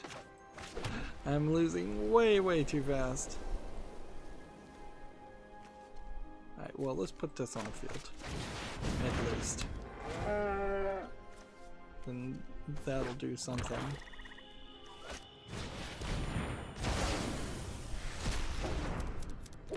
Or not. If these are really bots, they are just screwing you. Like, I kind of don't want them to be bots at this point, because the truth is, if they are bots, then it just shows that Magic has this set up in such a way that it will make sure you can't win 8 victories unless you're just top of your game, unless you really know what you're doing.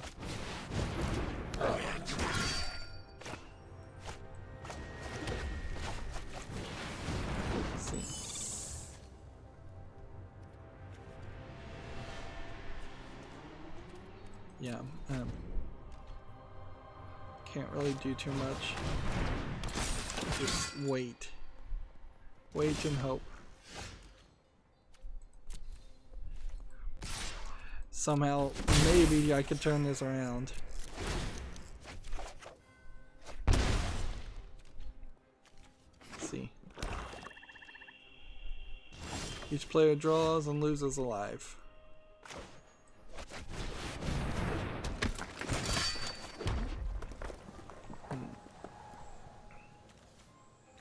See. Double strike, +1/+1.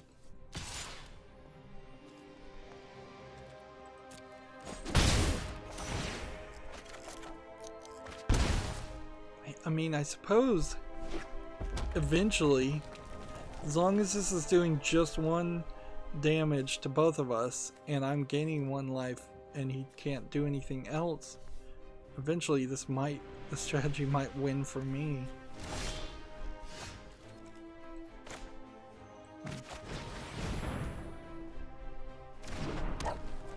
And this one is sacrifice a creature, do that much damage. Let's see.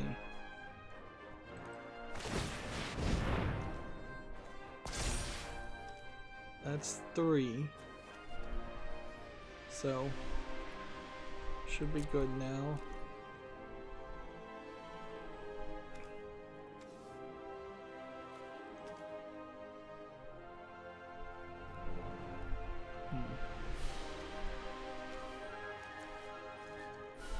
So attack with that, and attack with that.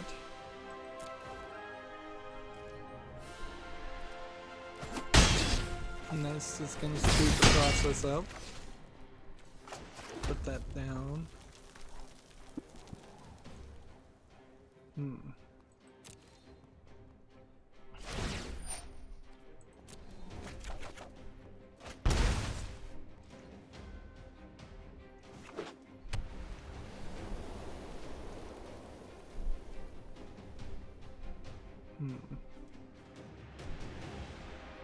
So he's gonna have to make some hard decisions pretty quickly.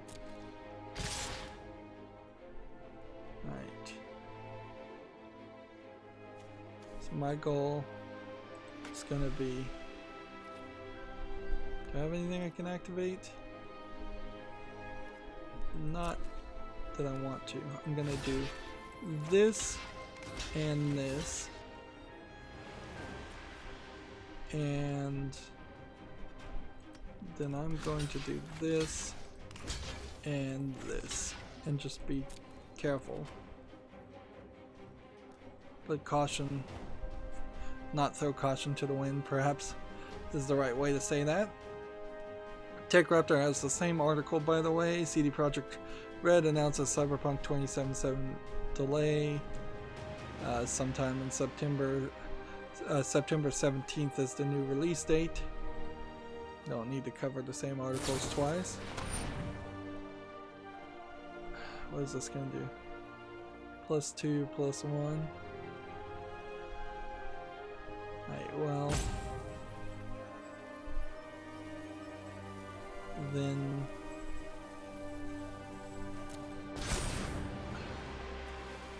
Death Touch and Menace. Do I want this guy dead or does it matter? I don't think it matters.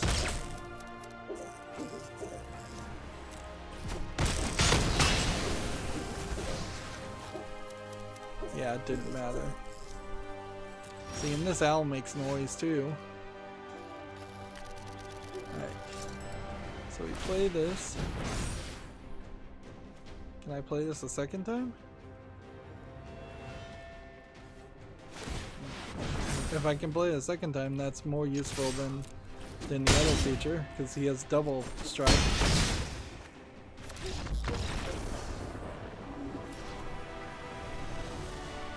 Wow, that is shocking. We went from the game, either me not paying attention for the first 4 or 5 moves, and the game just wrecking me, or the game straight up cheating and wrecking me, to being able to turn it around. Now that may be more about the fact that that was an aggro deck, and once I got past his aggro first couple of moves, he had no more steam. That I suppose could have been the case,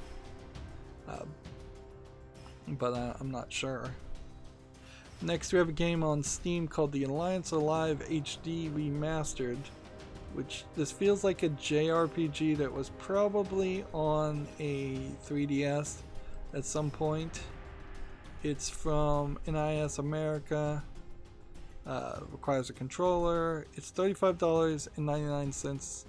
There's a whole bundle here for a publisher weekend. I wonder if that bundle really is going to go away after the weekend. There's no full audio on any language though, which is more evidence that it's probably a 3DS game. And it does just kind of have these chibi characters, low polygon, a little low polygon. This is the E10 Plus game. I'll put it on the follow list, but as far as JRPGs go, this probably isn't a mainstream title enough that would make sense or be something I'd want to.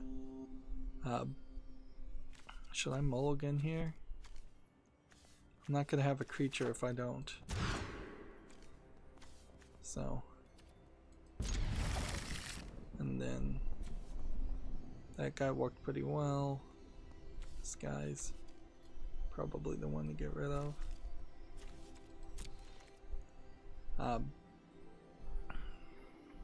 Yeah, I would imagine it would be highly unlikely I would want to actually play Alliance Alive.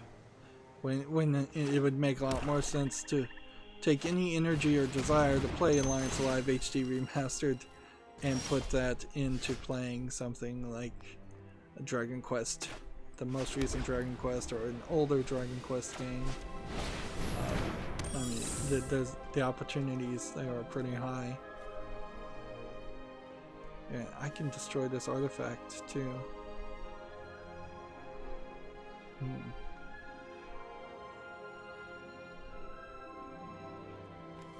So I would need 3. Need another red mana to do that, or do it over the course of 2 stages, which is probably fine. And then that gives me time to play more mana so I can get the adamant on this. Well, now I can destroy that to stop him from drawing 2 cards. probably be better to destroy that. Destroy target artifact. Attack. See, next we have a game on Steam called Solitaire Call of Honor, which just looks like another solitaire game, which looks as good as many other solitaire games. Not really even that great. $6.39. A bunch of language support, but no full audio on anything, which is not super surprising for a solitaire game. And yeah, for a Friday, we do have quite a bit of game news that has happened, and games that have come out.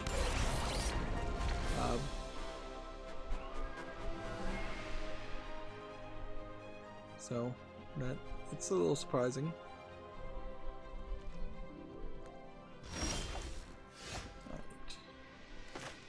Put this on the field. Do we want a 2 on the field, or a 2/3 with double strike on the field? Let's be a little bit slower here. Put this on the field and this on the field. Yeah, that seems like that will work.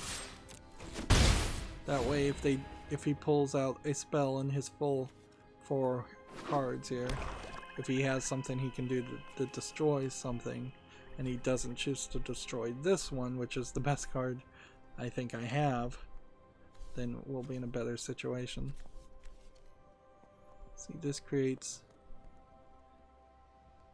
let's see, 3. If we use 3 whites on this, we'll get some more characters on the field. Although, kind of doesn't matter, because it doesn't do what I thought it was going to do. Like, it's the other one that gives it the buff. Like, there's 2 cards that look very similar to this that I have. Starting to attack with these 2 now. Next we have a game on Steam called Bato Treasure of Tabat, which looks to me like this is some kind of puzzle game, and it doesn't seem like it is too much more than that. They say it's like a Tibetan match, but then it's tagged match 3. Yeah. If this does play any different than just a match 3 game, it probably does from the layout of things, but there is totally a lack of visual polish here. $4.24. English full audio, and then Tibetan not mentioned at all. So I don't know how many people actually speak Tibetan. Let's see. From the looks of it, it does seem like it is a almost pool game where if you hit gems of the same color, they get removed from the board. And it seems like there's a decent amount of variety.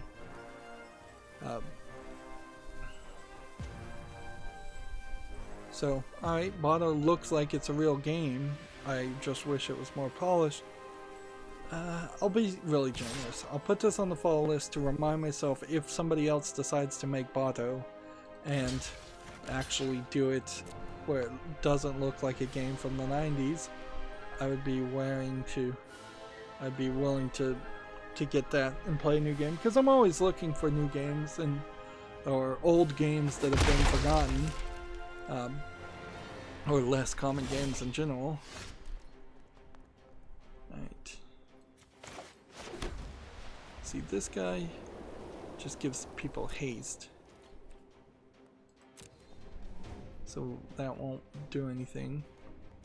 But because this guy decided to attack, he really messed himself up, because I can just do all attack now and do a massive amount of damage.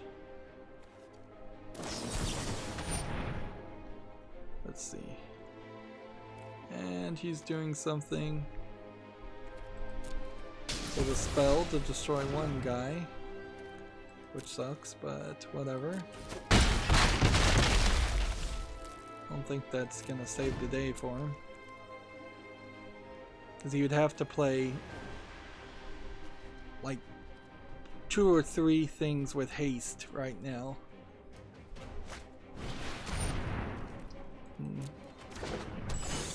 Like even this one with flying, at most it's going to do 1 damage. And that's kind of it. But he did kill my Hushbringer, so if all of his cards centered and pivoted around effects when they are summoned, maybe he can start playing a strategy now.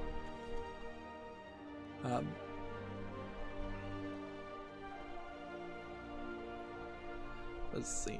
Moving on, Gamma Sutra has an article. The Xbox marketing head Aaron Greenberg has been named the honorary VP of Special Effect, which is a UK charity that brings games and accessibility tech to players with disabilities. So I wouldn't be surprised if Aaron Greenberg played a major role in the Xbox accessibility controller that I don't think Microsoft really builds or developed or did much with. They just kind of allowed their name to be put on it, and I think somebody else mostly did all the work. Perhaps Special Effect was a major player there, so this may be the pat on the back / cronyism for him using Microsoft's name and brand to promote a device which got heavily promoted. Let's not kid ourselves there. Although, in all fairness, the Xbox accessibility controller really hasn't been promoting any other company besides Microsoft, so it's almost as if Microsoft licensed or hired another company to develop something for them, and then they maybe paid that company in some decent amount of money. On the other hand, if you're not going to be cynical about it, which typically I am, it does also seem like Microsoft, a decent number of people at Microsoft who are in power, seem to be actually interested in ensuring that there are more efforts to make games more accessible for more people. And I can't really complain too much if somebody gets a worthless honorary title. Although companies giving other employees of other companies honorary titles does start to go down the path of getting an honorary PhD just because you're famous. It feels fishy, it feels weird, it feels wrong. 3 damage.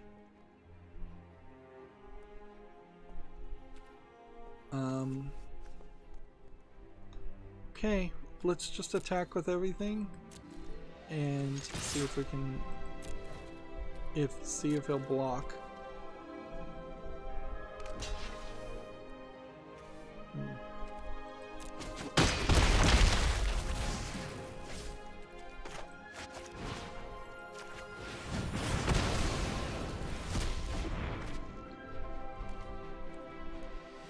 There we go.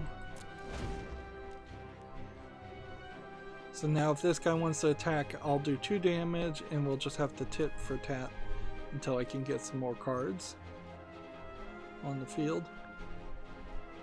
Plus I can give haste to anything. But as soon as he plays a creature that even has 2 health, 2 toughness, I'm doomed.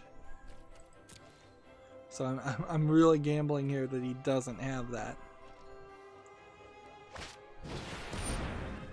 And I was totally wrong. Can't attack, can't block. Good. Ooh. You may still be able to do this.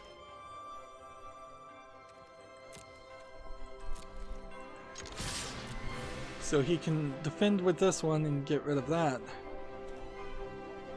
How does this work?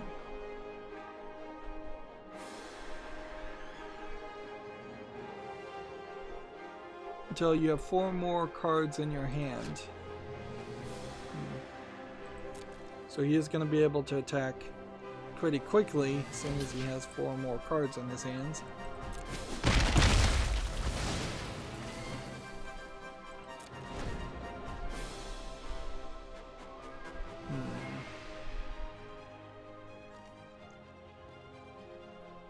Can't attack.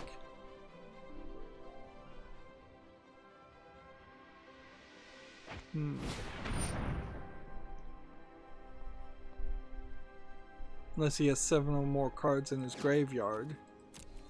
So he can't attack until he has 7 cards in his graveyard, and he can't block until he has 4 cards in his hand. It's complicated, to say the least. It's not really a great card to play. It requires way too much thinking. It really is like a mid-game or late-game experience. I just need to draw like 3 cards. So if I got the card that let me discard a card and draw 2 cards, that would be ideally what we would want next turn. And then that would let me draw a couple of cards, and then hopefully those couple of cards would be something that I could use to do 6 damage somehow. I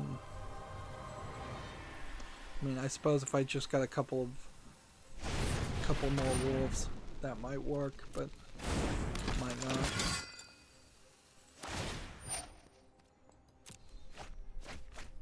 How many cards does he have? 18.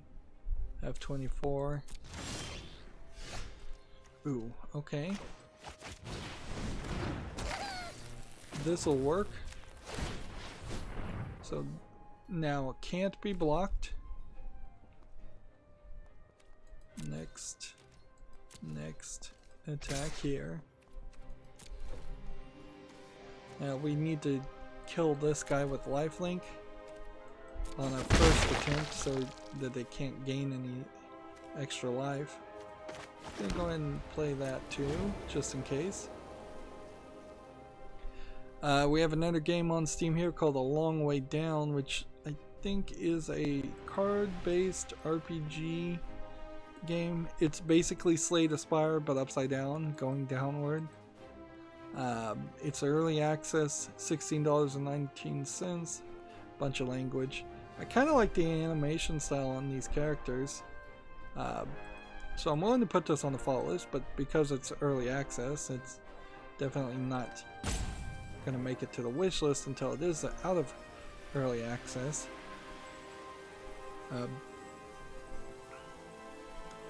Let's see.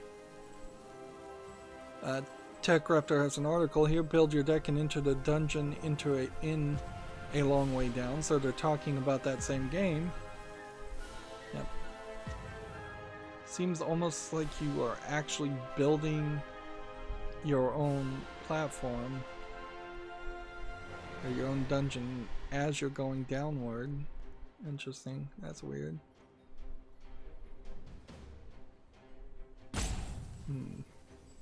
That may just be an early access thing too, where you're building the dungeon as you go.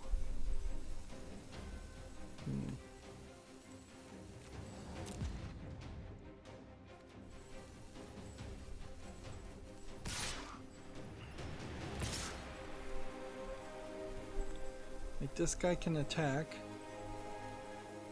So he's gonna, between the two of these, I'm gonna take 6 damage.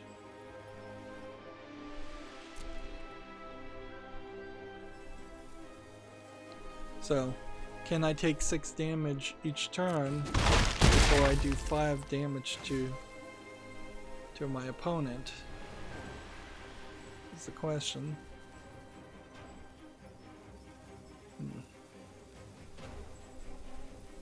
Yeah, if I get just one spell that would do even 3 damage, I could probably win this.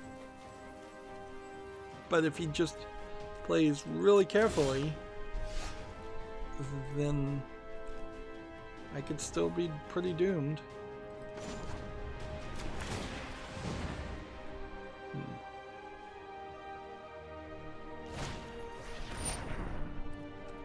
Let's see.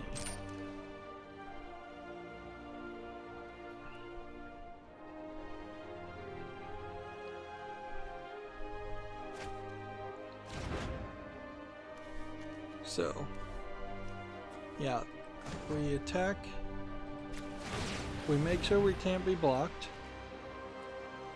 and then we attack with this and this.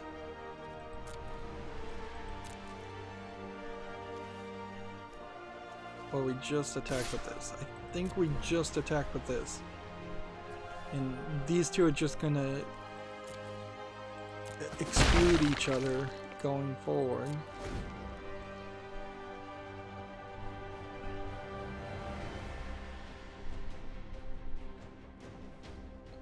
And we're just gonna have to take 6 damage for potentially 4 more turns. We're just hoping. We're just hoping there's something like this left. Right. So now this blocks that, which probably means he does have something else up his sleeve.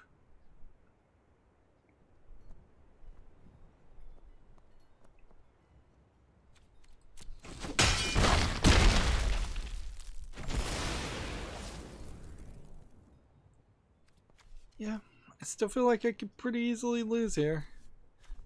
6, 12, 18, 3 turns before. Yep, and he did have something up his sleeve. Just bring that back to life. I need something that could eliminate this. That would buy me a lot of time.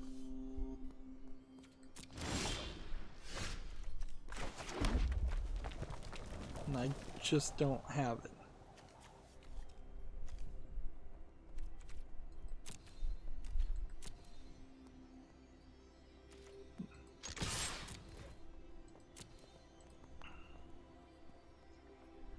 Let's see. TechRaptor has an article here.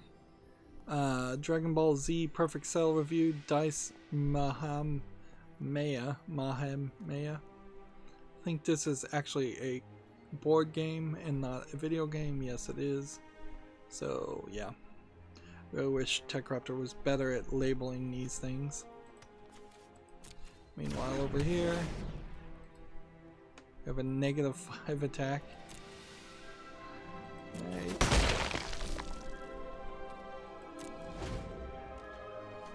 Which that ruins that. I could sacrifice this and gain 3 life. Now that's pretty much all I can do. This is gonna be here.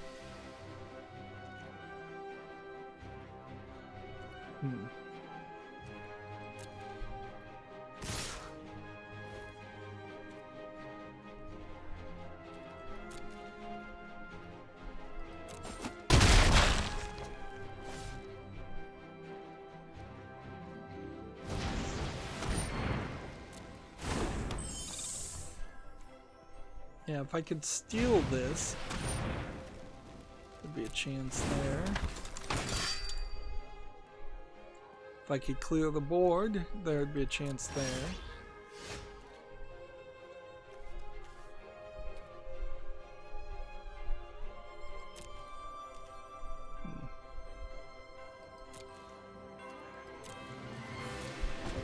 I could maybe block this and then sacrifice it. Maybe that'll help me a little bit. Of course, the last game we played, it felt like I was going to lose also, so it is possible. Block and then sacrifice.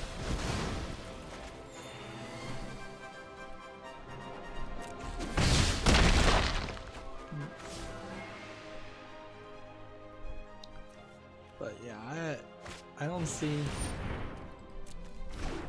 He's still got 14 cards. There's no way he's gonna run into a situation where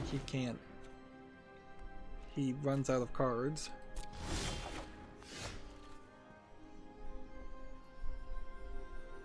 Four damage instead.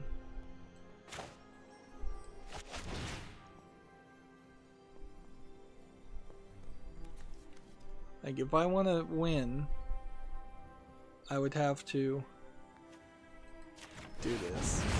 That's my only chance. And that was not good enough for some reason. But because I needed this on the field first before I had played that, so it would have done 4 damage instead of 3 damage.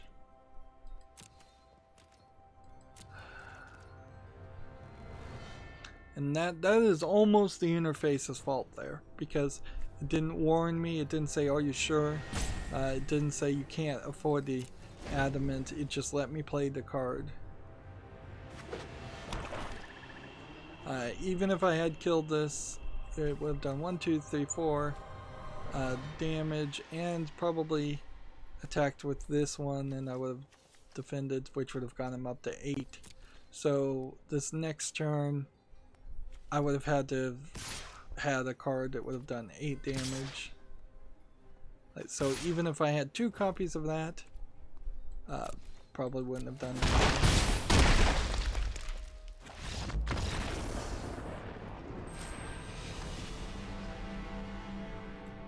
Defeat Bronze Tier 3.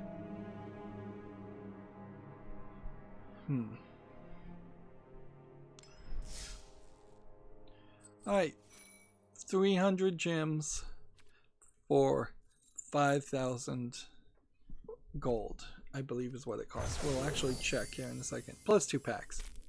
Let's not, yeah, 5,000 gold. So that gave us 2 Throne of Eldraine cards. But now that we have exactly enough to unlock the Mastery Pass, we will get this owl and an avatar and a sleeve. We'll also get a card skin, another card pack, 500 gold, and Mastery Orb, another card skin. But Mastery Orbs, let's be honest, are just skins. That's all they are. And then a Core 2020 set. So now, if I maybe in 3 months when the next expansion is, if I'm still playing this game by the time the next expansion is, good chance that happens, maybe I would want to spend this much and get 10 extra levels, but I kind of question that. Erebos will not confine me to his prison of shadow. Alright, so this is just a new character we're going to apply now. On the mastery tree, what do we want to do here? Let's just start with white, I guess, and we'll just go through all of these. Yep. All these constellations, which are kind of thematically correct, because constellation isn't a thing. So, I had plenty of time, by the way. Like, let's not dance around that. I really did have plenty of time, because we have 3 months to get to have gotten that much gems. So it really is just a matter of, can we get more gems? And we need a lot of them too, like a lot. Now let's see, pet wise, we do have this pet, so we'll select that, and we're at rank 7 and limited rank bronze tier 3. I think the smartest move is probably not to do. These are old cards, but new cards to me. The smartest move is probably not to do another rank draft of Throne of Eldraine and hope that the next rank draft is Death Beyond Theros and we'll start doing that every time there is one at minimum, and maybe that will start wearing down our gold down to the point where it doesn't even make sense, or we don't have enough gold to actually open packs. We won't even have like 50,000 at that point. In a funny way, I kind of would like to reward more consistent viewership, people who are watching my channel consistently, instead of rewarding people who are coming in just on day one and want to see a card pack opening video and then don't want to watch any of my other content. Like, I'd kind of like to reward that as much as possible. So yeah, we are good right now. 5,000 gold for 200 gems, which also goes to show if I had paid gems, I wouldn't have profited back until I had gotten 6 wins.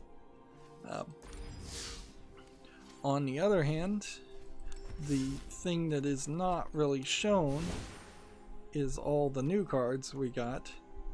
So because I was rare drafting, and because they have this new button here, these are all new that I got from the draft, and they really weren't making that obvious. There's 12 cards per page. We're on the 3rd page now, so 24, 36 cards that we're getting at least one copy of. Now 48 new cards. So drafts do pay off. Plus we open some packs. Let's too.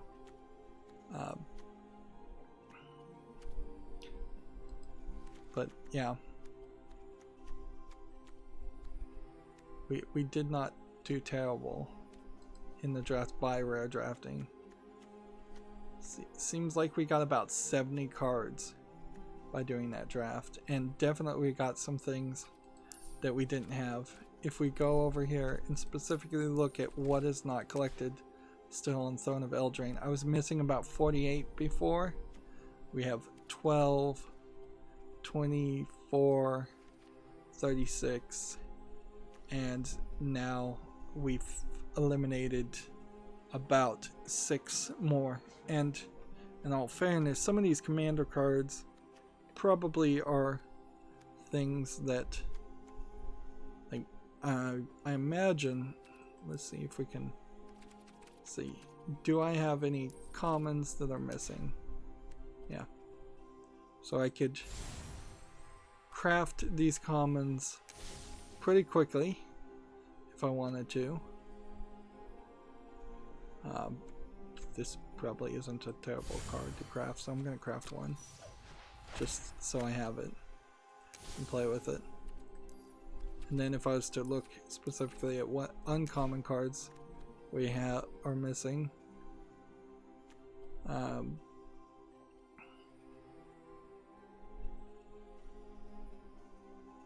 when this enters the battlefield, exile target creature an opponent controls with converted mana 3 or less until it leaves the battlefield. Interesting. Yeah. I have a skin for it, so I might as well craft that. 4 damage to target creature. Sacrifice the land.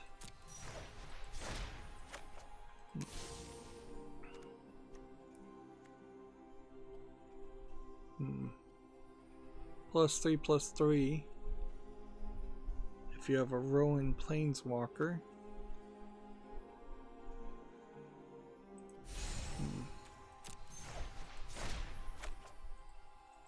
Just kind of wasting some of these wild cards.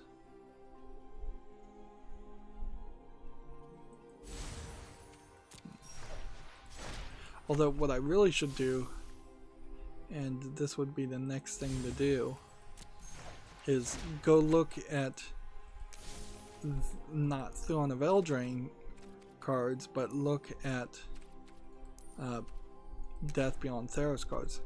So once you start getting into these the rare cards, this would be a mistake. I only have 18 rare cards, so I'd really need to think about it then. And there's 2 pages plus 1 card of rare cards still that we don't have from Throne of Eldraine, and actually less than 1 page of mythic cards that we don't have from Throne of Eldraine, which I kind of find that a little surprising. So let's go back here now and go Death Beyond Theros. How many cards that are common could we get if we just got 1 of each? Let's just do it. Yeah. 1 of every common card from Death Beyond Theros. Oops. That's not a... That was a Planeswalker. Not collected common. What happened there? Why is this labeled as a common when it's not a common? Let's see. Common. What is going on there?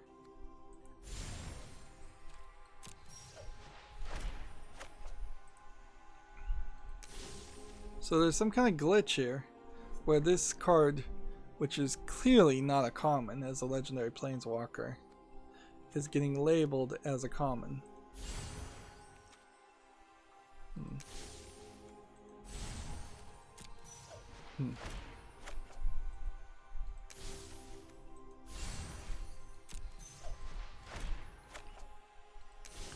We might as well use the wild.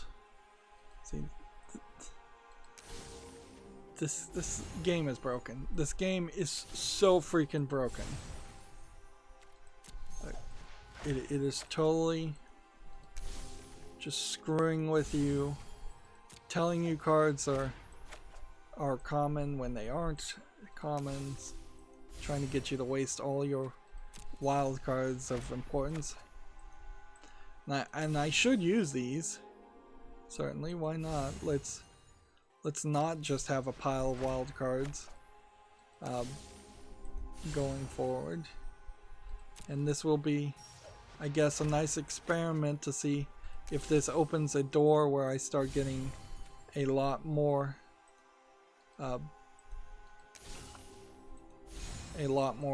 wild cards or uncommon cards, because all the commons have been collected.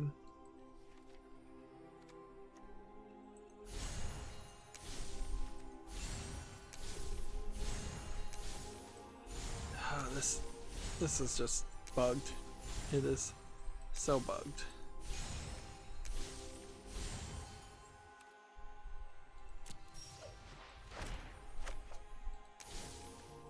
Let me just see. Did I click Mythic Rare at some point? Maybe that was the point. Is that I clicked Mythic Rare and maybe it wasn't so bugged. Maybe that was just operator error. Alright, so uncommon cards now. If we don't have one, let's just have one. We've got enough wild cards to do that. That certainly opens the door to being better at the game if I have the cards to play with. Of course, this is the equivalent of, in real world paper Magic, just buying one of everything of a new expansion, just so you might play with them. And we are going to definitely have 3 months to have to build up our stockpile of wild cards. And this would be so much more helpful if there was a website like HS Replay that Hearthstone did, where I could look at my collection of cards particularly and say, this card you should use a wild card to get, and it would synergize very well with the cards that you already have.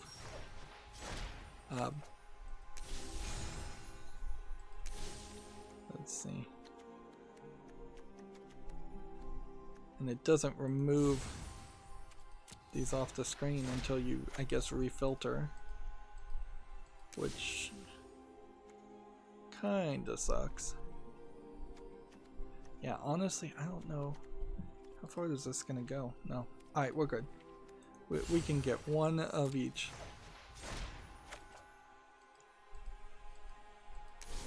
And that's what I did with Hearthstone. That's what I want to do with this, is just have a diversity spread of cards to do this. Also, I guess this will be a bit of a marker as we continue to play drafts. If I see something has 0 copies of it, then I immediately know that it's either a mythic or rare card, and then I would immediately know I would want to get that above everything else, without having to look at the card anymore.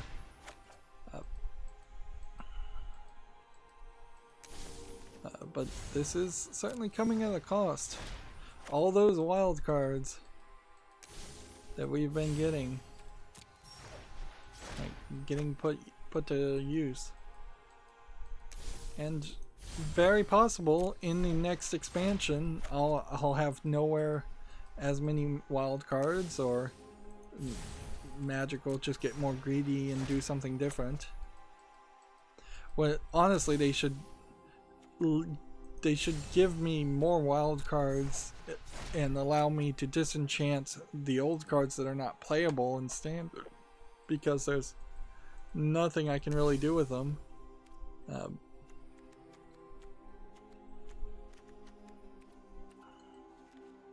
So 2 more, that'll leave me with 11 uncommon wild cards. Not a lot if it turns out that I actually do want 4 copies of a couple of cards. Like, so we're now at 26 common, 11 uncommon. We have 18 rare, which will just look at the rares that are missing. I doubt it would make sense to use any of the rares to get that. But yeah, there's 12, 24, 36 minus 3, 33 rare cards haven't been collected. And then if we look at the mythic rares, I have 8 of those, and there's 1, 2, 3, 4, 5, 12. I don't know why I'm counting 12 in total. So I am short. And I would suspect that the planeswalkers are the things you'd want to get. But some of these planeswalkers also don't work as well as I'd like them to. So, where does that leave us as far as not collected in total? Is that what I'm really looking at? As far as Theros Beyond Death, it's a real short list now. A real short list of less than 36. And then not collected for Throne of Eldraine is... Actually, there's still more Throne of Eldraine cards that haven't been collected. Why is that?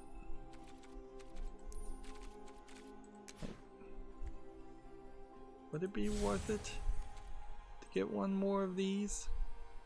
Wouldn't really matter. See, in the mobile game, which I practically talk about every stream now, Destiny Child, if you have one of the cards that allows you to potentially come back and get more copies of that card, there's been no indication that this would work that way. Yeah, Throne of Eldraine, I'm missing a lot of cards. But then again, I guess it is also fair to say that I did not start Throne of Eldraine opening 50 packs. So that would make some sense.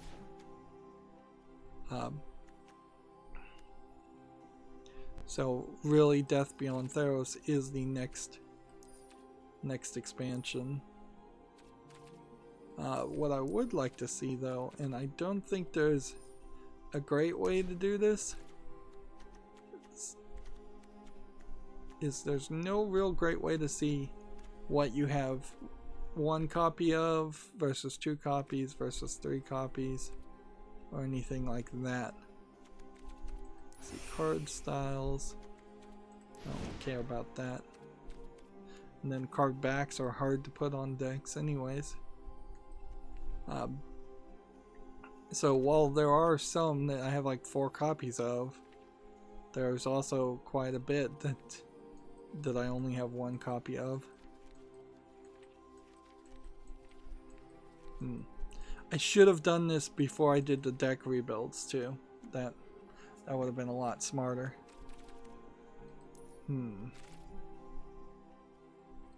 Alright, well. We got all of those cards, and I'm still experimenting, and we still have a decent amount of news, and we need victories.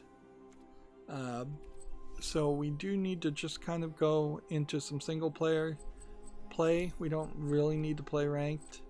I don't think I'm getting much higher in ranked by the time this runs out. Pack wise and store wise, let's see. I guess I can't pre-order the masteries anymore.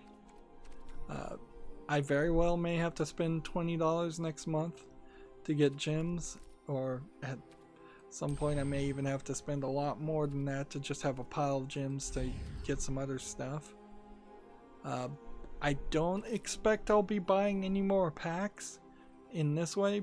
It seems pretty obvious that drafting is way smarter than booster packs, even if draft packs and booster packs have a different chance. It would be $20 to get the historic anthology, all these old cards, which I don't know if I really care to do that.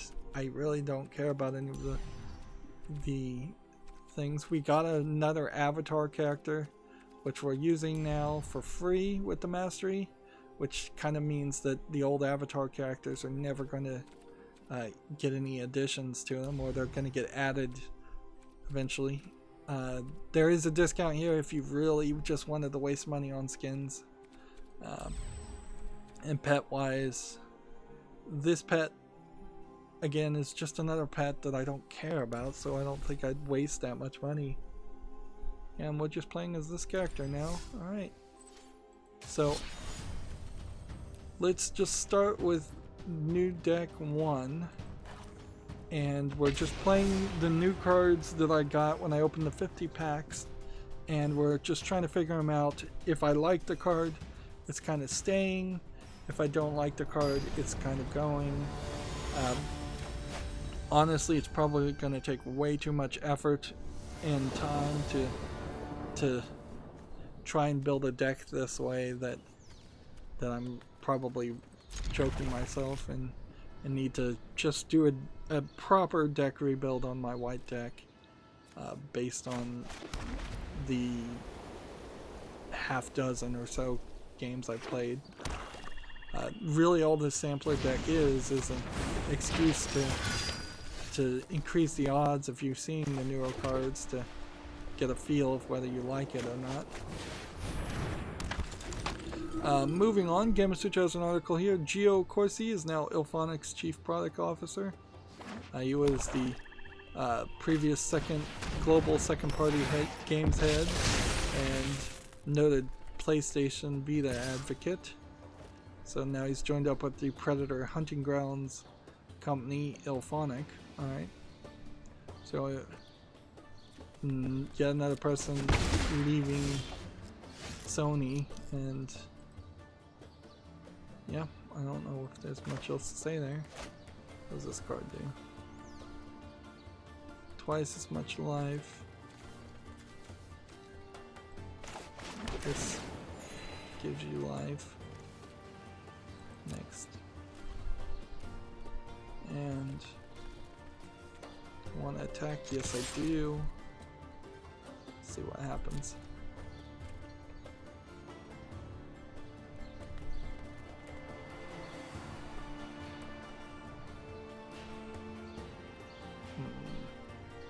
Making sure this next article is YouTube family friendly. Good enough, I would say. TechRaptor has an article here. HuniePop 2's gameplay trailer shows off double dates. So, HuniePop 2 is either very close to being released or is out now. The dating sex match 3 game mix mash coming back for a sequel. I covered it on my channel and didn't really require a ton of censoring, particularly if I hadn't put in the uncensored patch halfway through recording the footage. I probably would have not had to censor anything, and I definitely enjoyed HuniePop 1. So it definitely is for adults. It definitely does have sex scenes and a lot of lewd dialogue. I'd argue it has more lewd themes and dialogue than anything else, than actual images. Like a lot of adult games, there's actually very little content visually that they bother to make. It does look like there's either some kind of different gift system here, or they've added some new feature.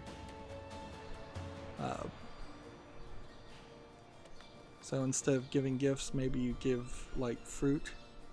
There's a list here of character names. Now,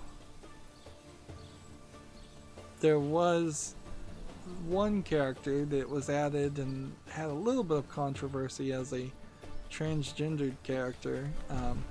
There's a little bit of backlash there. I'm not even sure why, now that I think back on it, and they probably have handled it. Both of these characters are from the first game, although I would say that they look a little bit older and a little bit less dressed. So the art style feels like it may have shifted. Yeah, there's a date, a talk, a gifts system. The fruit system seems to be new. Coming soon. Let's see. The original is 75% off at the Humble Bundle store if you're interested and you're of the proper age.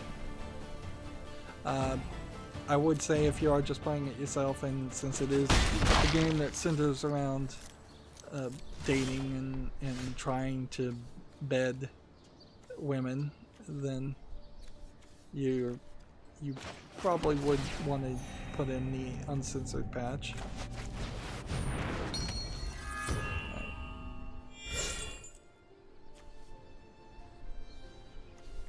Otherwise, you're not going to get much out of the content, much out of it playing it censored. Although it'd still be pretty lewd in its dialogue, even without the censored patch.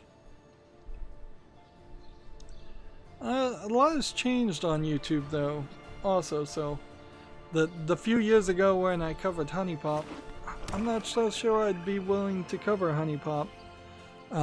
On the other hand, in that same time, they've kicked all small creators out, and I have nowhere near the 1,000 subscribers needed to get back into the YouTube Partner Program and monetize my videos. So I might as well just not care. The only real danger is that my entire channel would get deleted.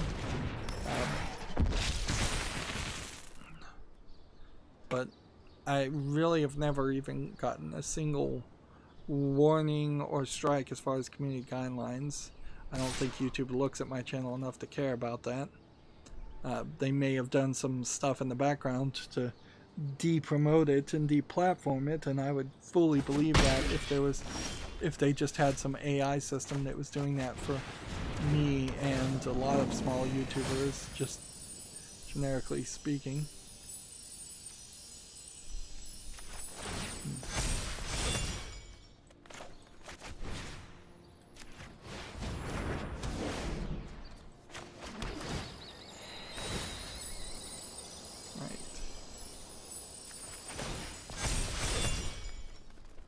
There we go. Actually, I should have put one of those on this guy. That would have been smarter.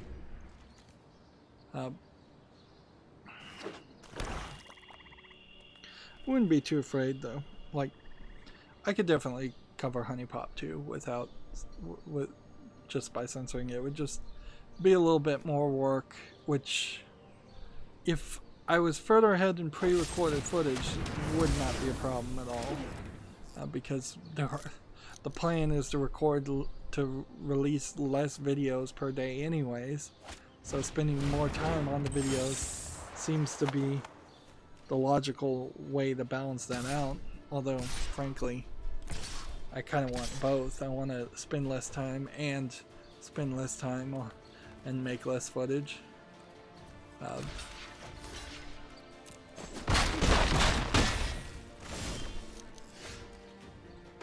Yeah, and I'm doomed here.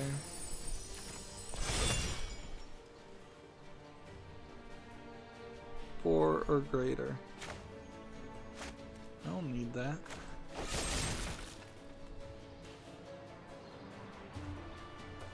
Target player. Kids. Let's see. I think I can do 4 here.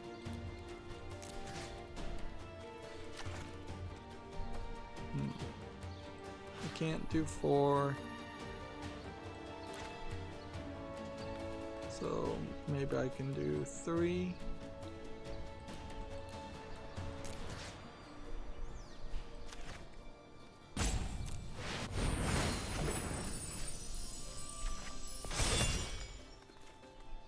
There we go.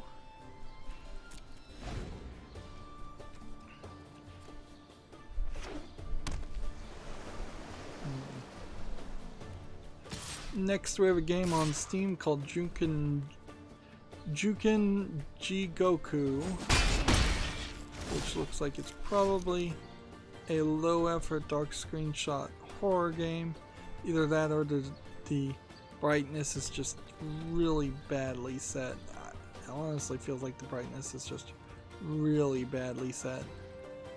Like, I cannot see anything here. This is rated positively. It's $2.39.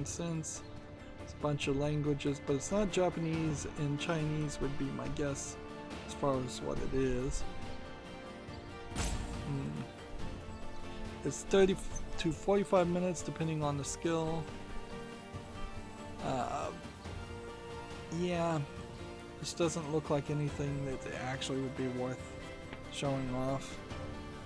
Like, in a funny way, let me see. Lifelink, here we go.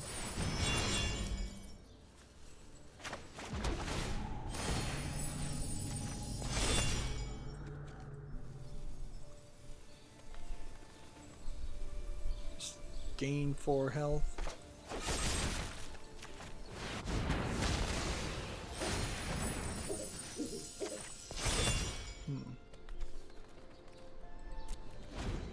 So this guy's gonna have lifelink always,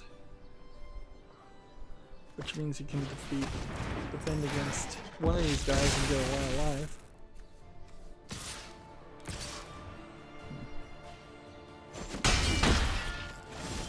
Why can't I block? Because those are flying.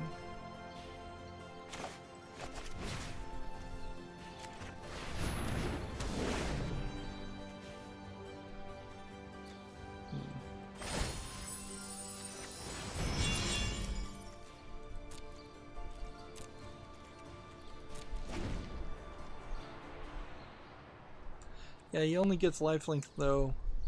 This is kind of a cool card, but I don't think it really works as much as it should. And now I'm doomed.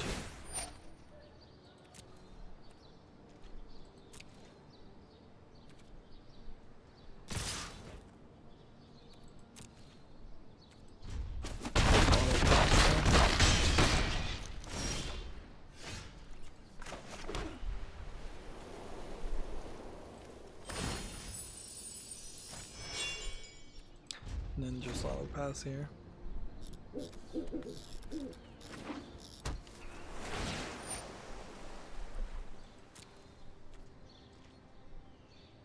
I guess what I need to do, and what I'm going to have to do, is I'm going to have to bring this sampler deck in line with my current deck in a way that makes sense. Like 2 plus is 5 good enough? Could have done 6. See, this guy can play himself, but he can't. He's not a creature until you have a bunch of other white creatures on the field, which kind of makes him useless in most scenarios, because you just don't ever end up, at least I don't end up with this many white creatures on the field at a time.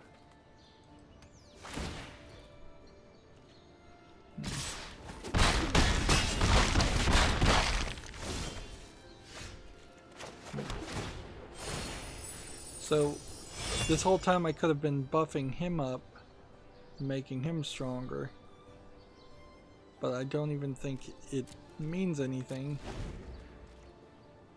Moving on, TechRaptor has an article here, the highest reviewed games of 2019.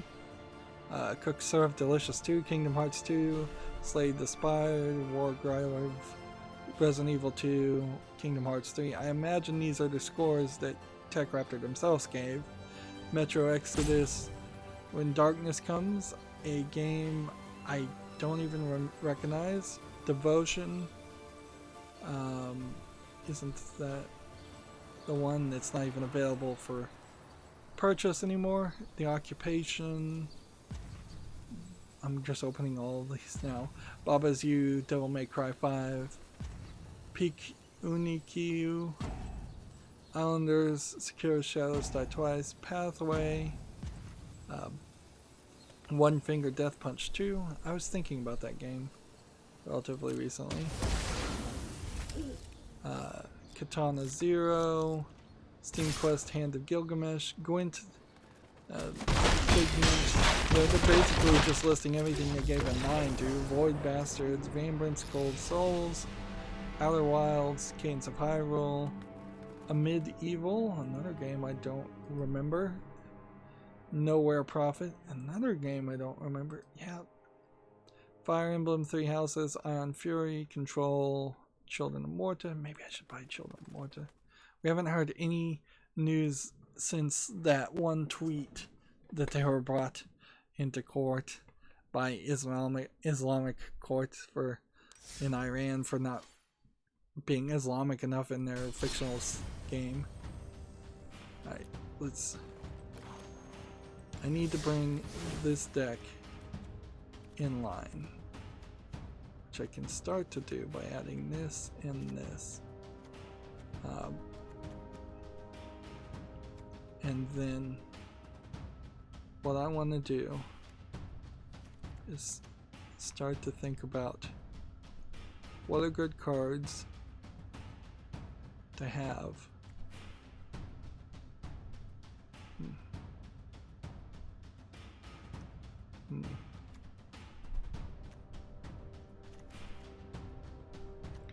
That Hushbringer probably is a pretty good one to put on there.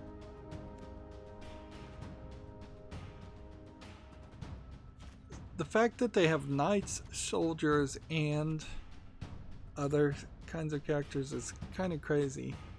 And just humans, civilians, or human peasants, what are they called? It's too much.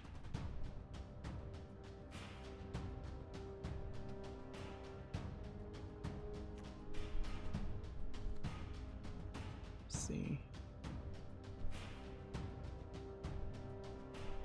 This one gives +1/+1 and an escape ability. Probably don't need 3 of them though. Let's just do 1.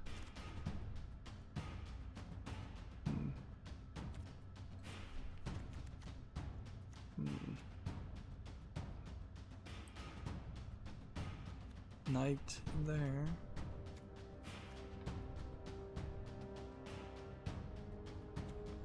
Yeah, a white deck you really have to choose. Are you doing angels? Are you doing flying creatures? Are you doing noble?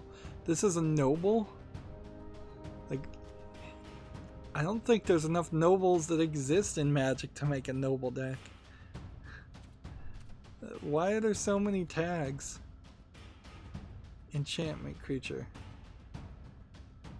This one is one to try, I guess.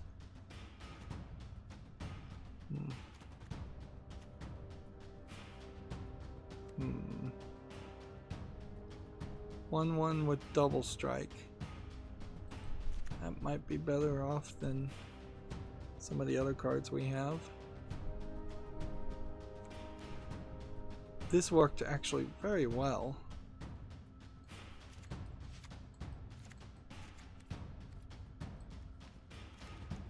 Everything I put in here, I have to take something else out. That being said, there's probably several things I could easily take out.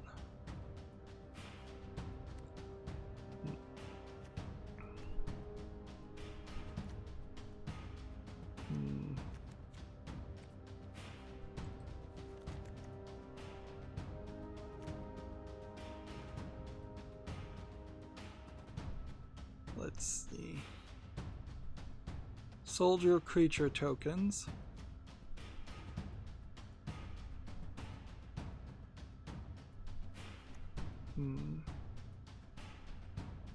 Exile something for 2.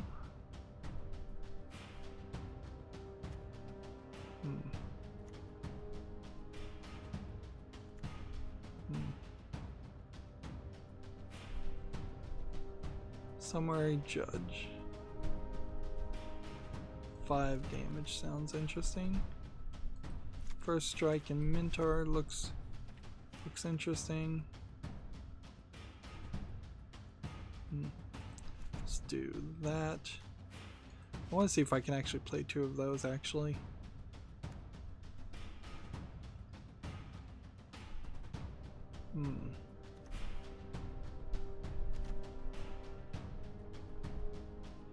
See, this is just a human token.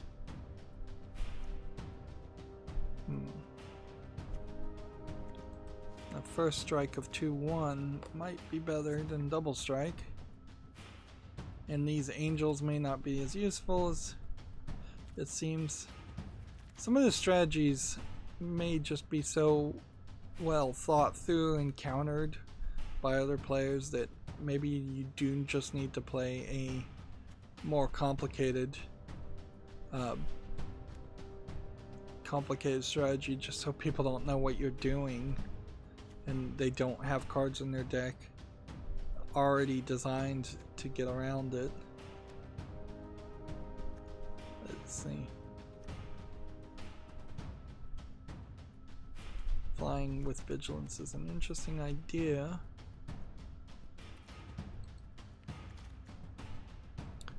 Yeah, more options, more problems. Let's see. In the live cases, that seems what's happening here is just I'm now having to think of more things. This actually isn't a terrible card,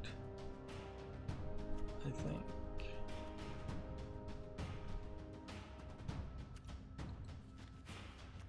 But I'm having some trouble finding synergy. This wouldn't be bad.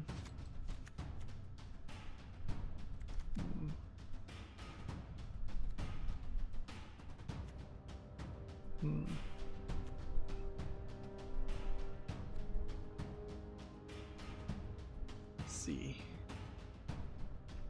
Here's a planeswalker that would create a wall. might be something to that.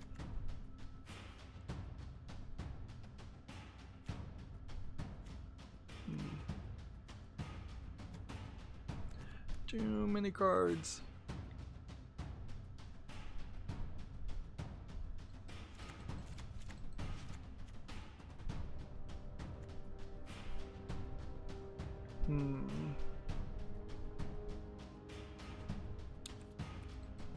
See, at this point I've kind of lost interest in even looking at all the cards. There's just too many of them.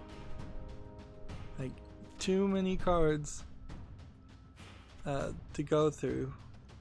And this is where you start becoming a lifestyle Magic the Gathering player, as you're spending potentially an hour just going through your binder of white cards from the last couple of seasons, your standard play white cards binder, just looking at all the cards and deciding what you want to play and what you don't.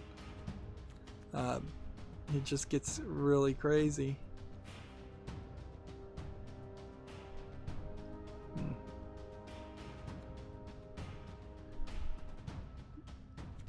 This does something interesting. When the Angel of Grace enters the battlefield until the end of the turn, damage that would reduce your life total to less than 1 reduces it to 1 instead. Exile it from your graveyard and your life total becomes 10.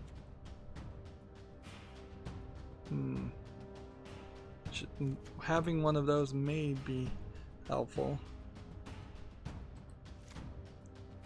Let's see.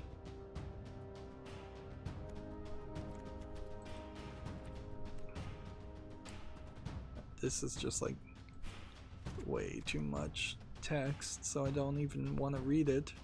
So I don't want to even know what it does. Put that Planeswalker in for sure.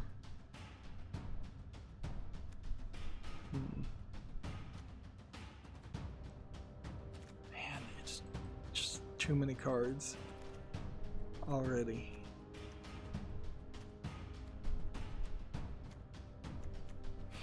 I'd frankly kind of prefer to just be forced into playing the newest expansion alone, because then I would have so few cards and everyone would just have so few cards and so few options.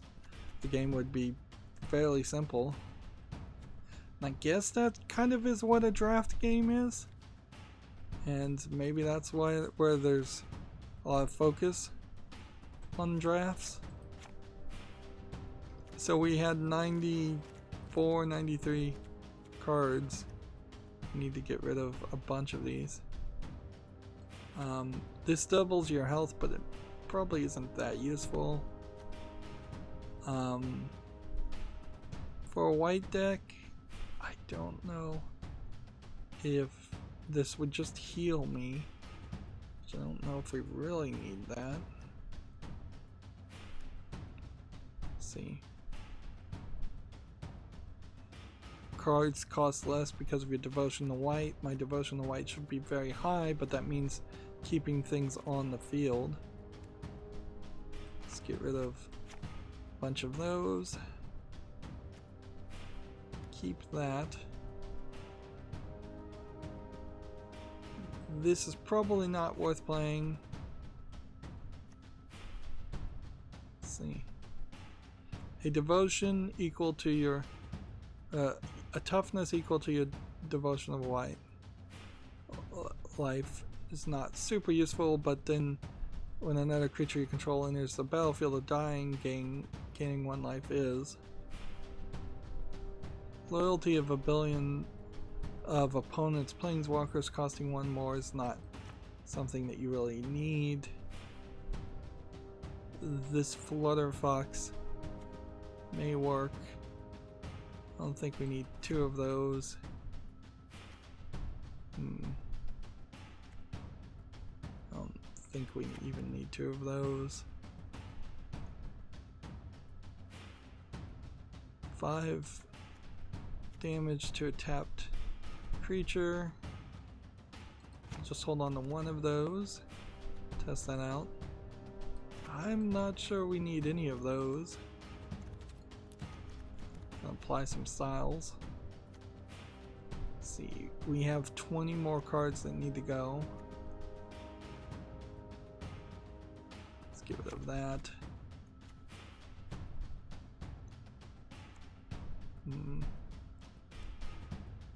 Let's see.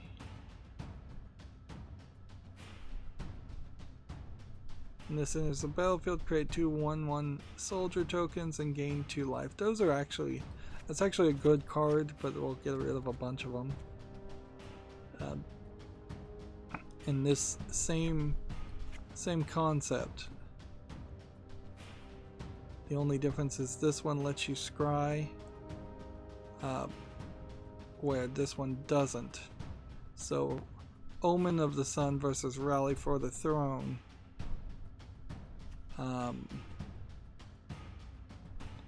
Well, yeah, Omen for the Sun is way better. And then we'll get down to just 1 bartered cow.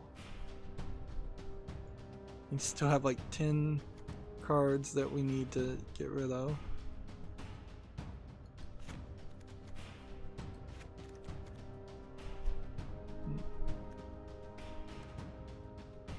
So we'll just get rid of things, I guess.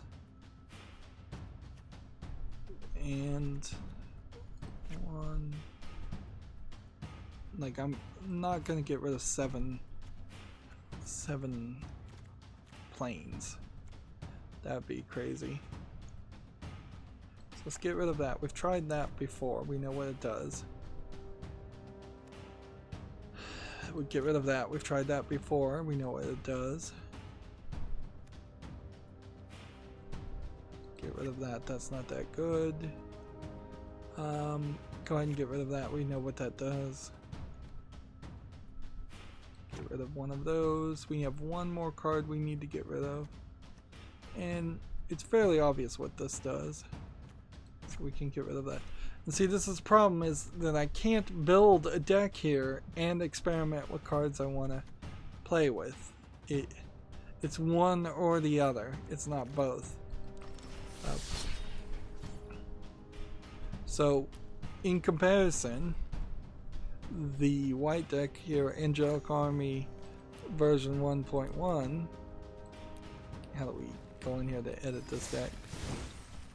Like, we have an actual deck built around some actual strategies. There's probably some cards here I could immediately, on second thought, get rid of. But I'm not sure I'm quite ready to do that. Because I don't quite understand all the new cards. And so it's probably going to take about a week to just play with the new cards and experiment with the new cards, and then finally, once I feel like I have some confidence, then do some actual true deck rebuilds. And man, this is just a lot of time. We're 3 hours into the stream. We've got a ton of news still, and we're still have lots of victories that I'm gonna have to do off screen also.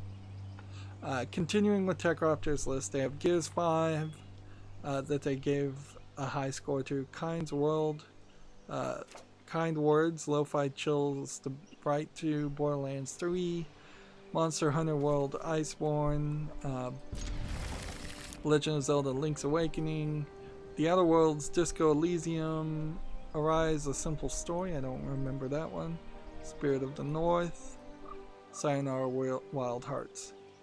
So, there's about 10 cards there. So, now I just have hexproof. I cannot be hexed. Is that really worth having?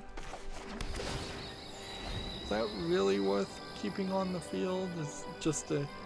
I mean, it probably is, because it does open up this possibility of your opponent not being able to wreck you, as far as an aggro red deck just cannot do damage to you. But that's pretty much all any spell could do to your hero is do damage to you, and nothing else. I've never seen a card in Magic that did anything. I don't know what it could do, honestly, even. So, Leyline of Sanctuary, probably not that useful.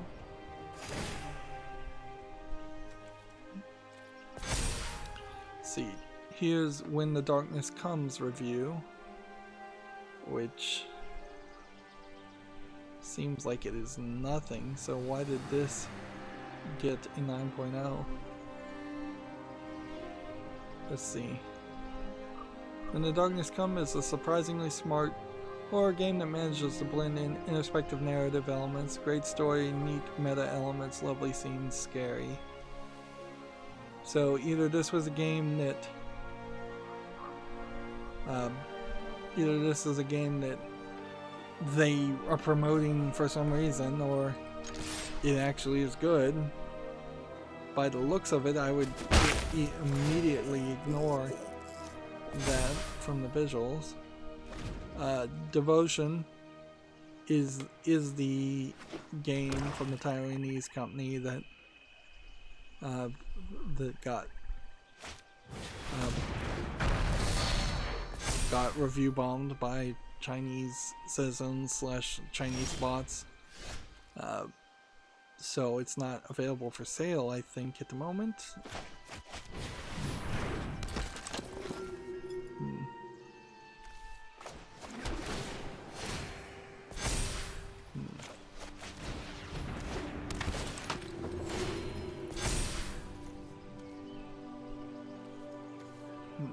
Let's go ahead and attack with this. And I guess attack with this. Well, actually, let's just wait one turn. Let's just wait till he's one turn more powerful.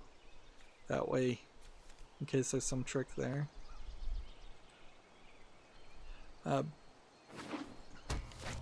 while I would mention Devotion, it becomes hard to bother to review it when you know it's not available for purchase.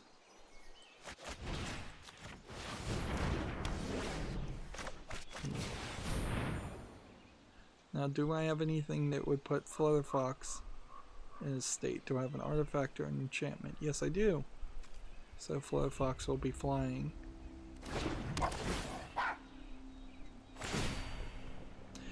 If there's one thing that seems fairly obvious, it is that in this expansion, the main focus is going to be around playing enchantments and artifacts.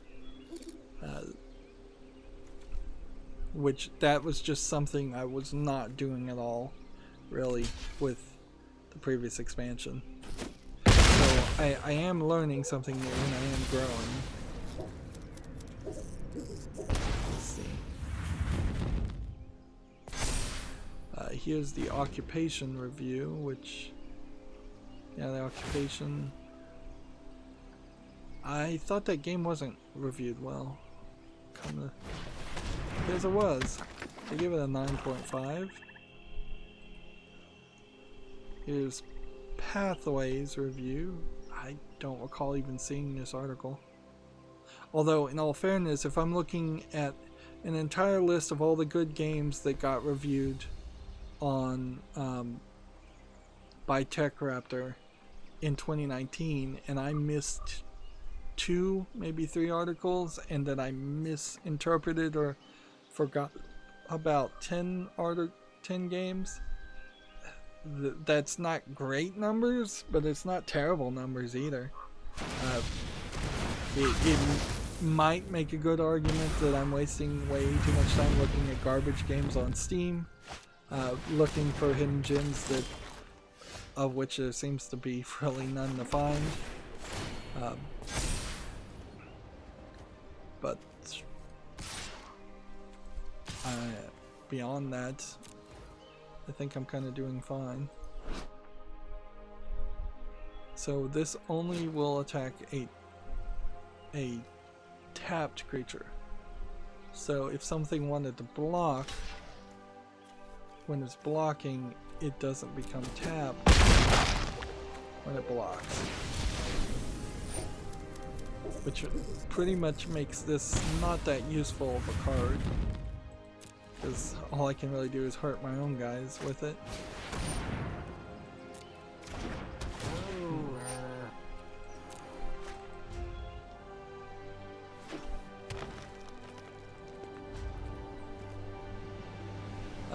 Here's a medieval review, Way Beyond Heretic,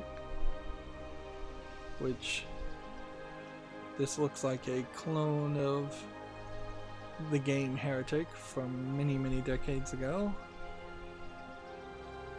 And again, this is a game that just visually doesn't look interesting to me, so I would have immediately ignored it. Nowhere Prophet, Samsara Blues. I'm fairly certain I did see this game. Some of these games I think also just didn't make it to Steam, and that's kind of their problem. Why I forgotten about them or ignored them. Children of Morta, of course, we know about. It's just really going to be a question of do I want to buy it or not. Because it really does just run the exact same scenario as Devotion. Like, while it may be worth talking about Children of Morta, it may not really be worth playing it and covering it and owning it if Children of Morta does end up being delisted suddenly on Steam. Which it is at risk of that happening.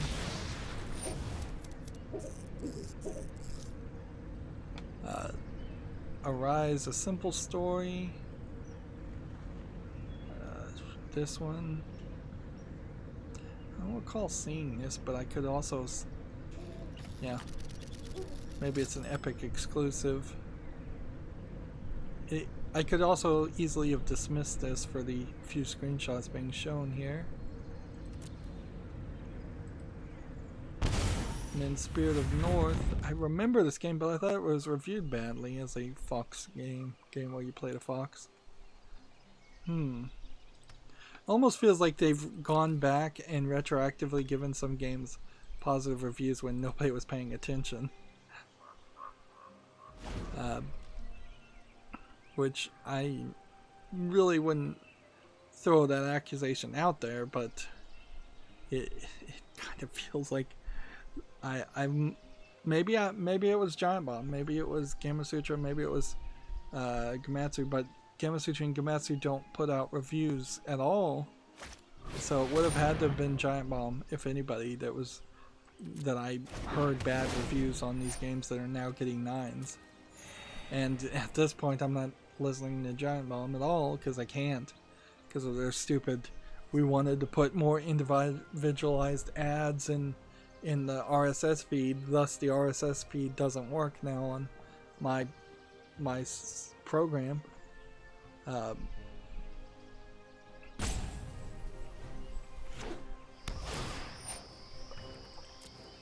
Let's see, moving on, check out there's an article here. World of Horror is out on Steam Early Access February 20th.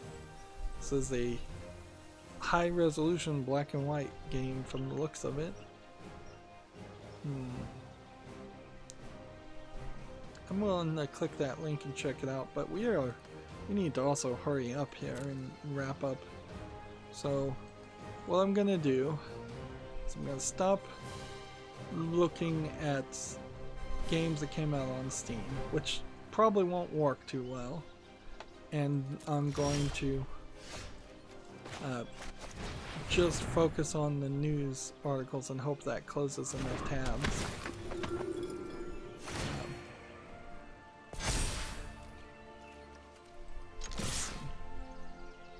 Just attack with everything. Just attack with everything. See, Gamatsu has the same article. World of Horror. It does look like a black and white flat game that you would have played like in DOS. But I would say this is probably a retro visual aesthetic more than it is an attempt at just making a low effort game. So that looks interesting.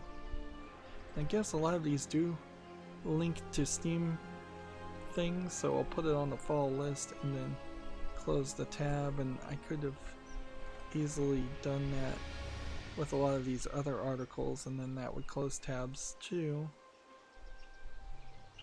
Well, not all of them, I guess. TechRaptor doesn't seem to link back.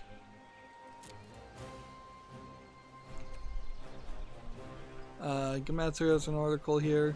Fire Emblem Three Houses DLC Side Story Cindered Shadows launches February 13th. I don't know if it was a Fire Emblem localization team or somebody else, but somebody just kind of blatantly in a podcast or chat somewhere admitted that they totally censor to their own SJW sentimentalities a lot of the dialogue, which is always a odd question, because that, in one way, that kind of is what the localization team is supposed to do. It's just, do you trust the people in charge of the localization team or not? In the end, as far as anime fans, they've always kind of known that, or most anime fans have kind of known that, and that's why there is major we want a complete subtitle based on what was actually written, what was actually said in Japanese, not a dub title that is just whatever they rewrote the dub for and then putting basically hard of hearing subtitles on DVDs or Blu-rays.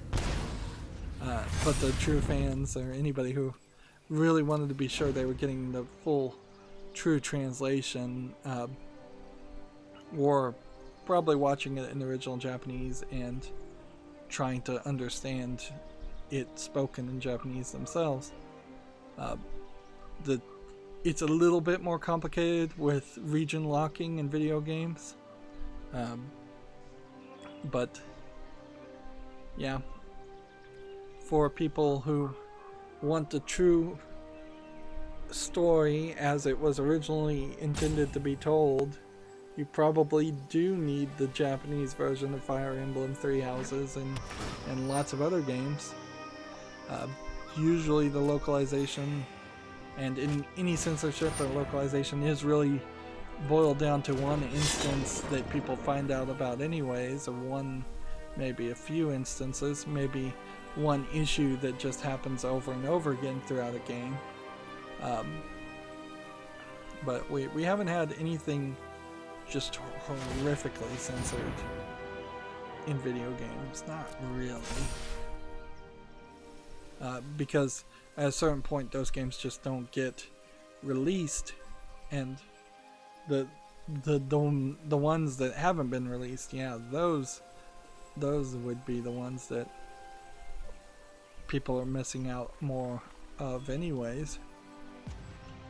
Like, I would much prefer to get twice as many games from Japan coming to the West if they were heavily censored than them not coming at all, which is still a big case, that a lot of games in Japan aren't coming out at all outside of Japan.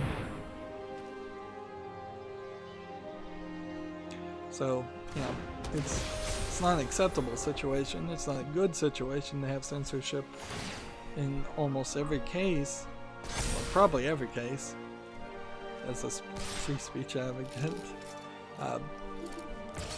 But complete blackout censorship is still censorship also. It's just attack with everything, I guess. Moving on, TechRaptor has an article. Blythe is coming to Super Smash Bros. Ultimate. Blythe being a Fire Emblem character also. It does feel like Smash Bros. Ultimate is perhaps slightly too much building out their roster with Fire Emblem characters and possibly even pushing Fire Emblem to be the new series to replace their lesser focused series like Metroid, because they really haven't done anything with Metroid in a while, or Star Fox.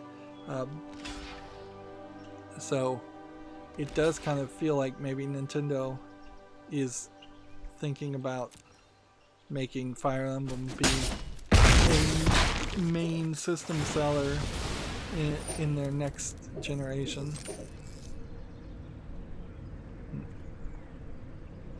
Moving on, Komatsu has an article here. Metro Redux is coming to the Switch February 28th. Which, okay, I don't think that's the most recent Metro game. It's a collection that includes Metro 2033 Redux and Metro Last Light Redux, which first launched for the PS4, Xbox One, and PC August 2014. So yeah, I don't think that is the most recent Metro game. I think that's some of the older ones.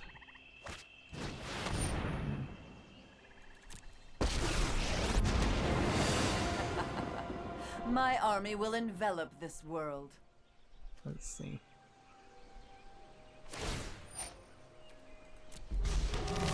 I don't know how I'm somehow surviving here, or why this is taking so long, but you know, we're not winning as fast as I would like to.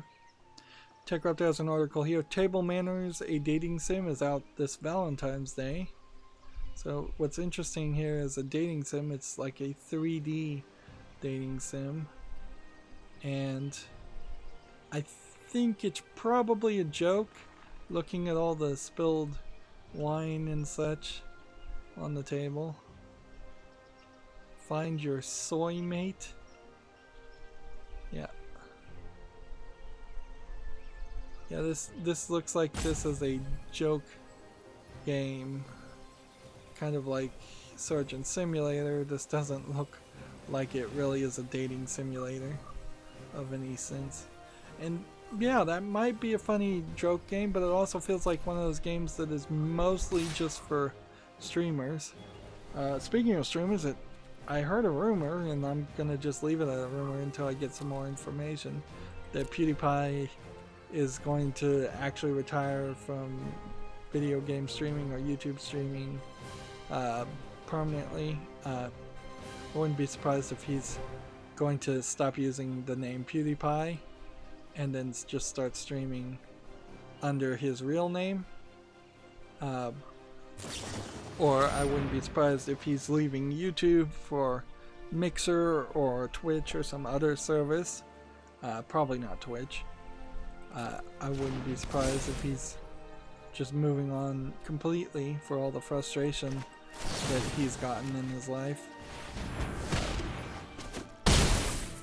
See how useless that card was? I had that in my hand dozens of times and still really didn't do anything. Let's just kill this planeswalker.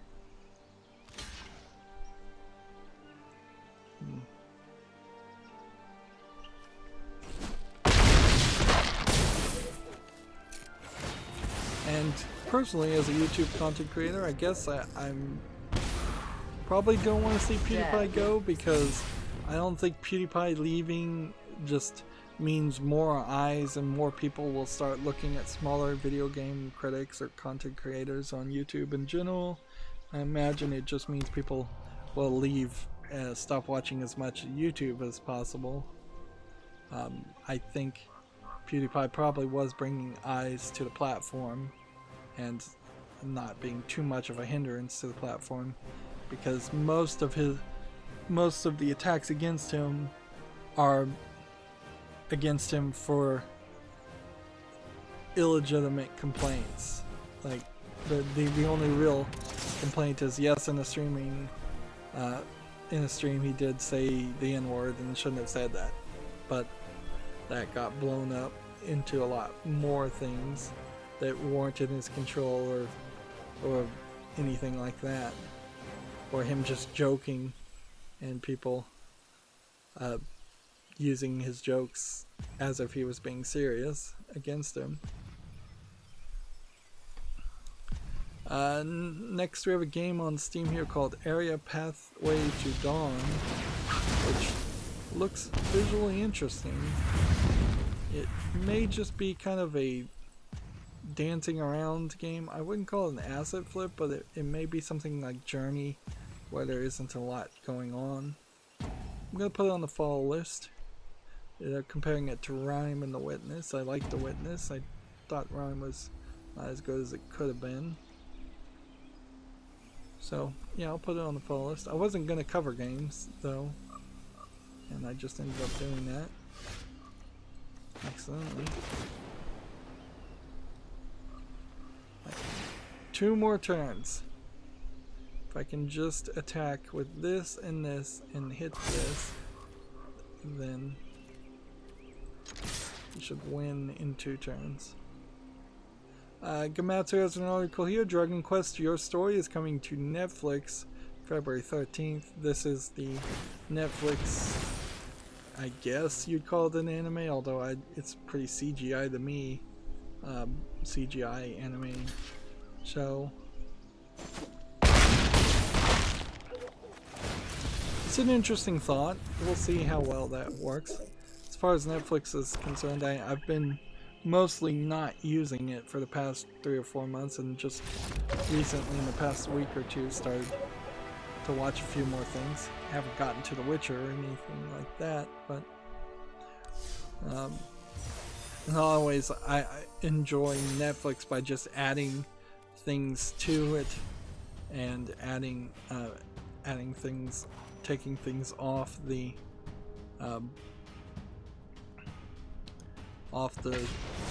playlist, just playing Menu Hero more than anything else. Gamatsu has an article here. Load Runner Legacy for the PS4 launches January 29th, which, okay. I don't know if anybody really wants to play Load Runner Legacy. Looks like it's taken the old 3D Load Runner game and put a bunch of 3D graphics on it, but it still has that problem of being a very old game. This deck, this blue deck, is mostly an experiment in playing Jaina, which is in my side deck, and I pull out with Fae of Wishes. So all you have to do, and it takes forever though, is just run out of cards. That's all this deck is built around, is just make me run out of cards and then I'll win. And first game I played with this, someone else was playing in a way to try to make me run out of cards also. So because of that,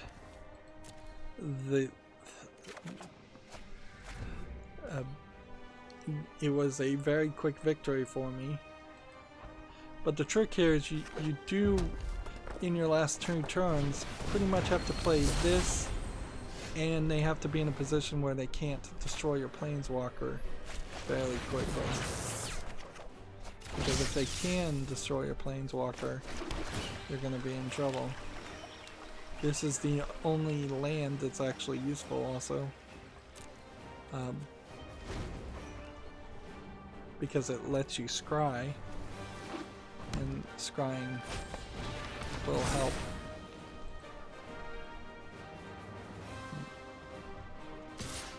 Gamatsu has an article here. Digimon Survive details Sakai Kimijima at Floramon and free action.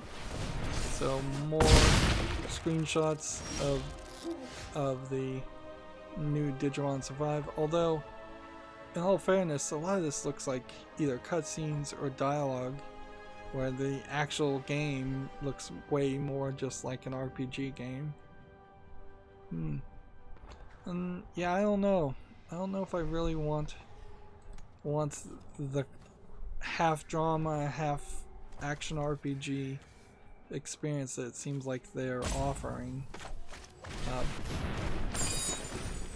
And if I was going to play a JRPG, I'm not sure if Digimon convinces me to want to play that more. Let's see. Spells your opponents cost 1 more to cast. Power is equal to the devotion of blue, so more blue cards on the field, the stronger this gets.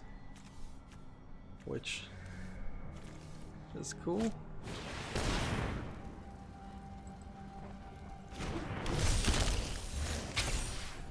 Let's see.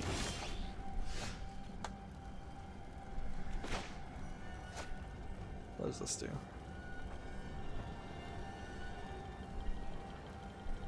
Draw a card, discard a card. But enchant this, and that increases its devotion. Draw some cards. Play some land. So this is a jumpstart card, which means I can play it from the graveyard, where this is an escape card, which means I can play it from the graveyard, but I have to exile things. So jumpstart cards are better than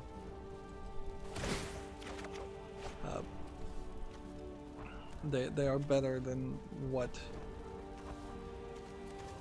we've had before. Escape cards, like, yeah, jumpstart cards, which I think were introduced in Throne of Eldraine or earlier, are better than escape cards, although escape cards may be a little stronger. Alright, I have 44 cards. The strategy has failed miserably.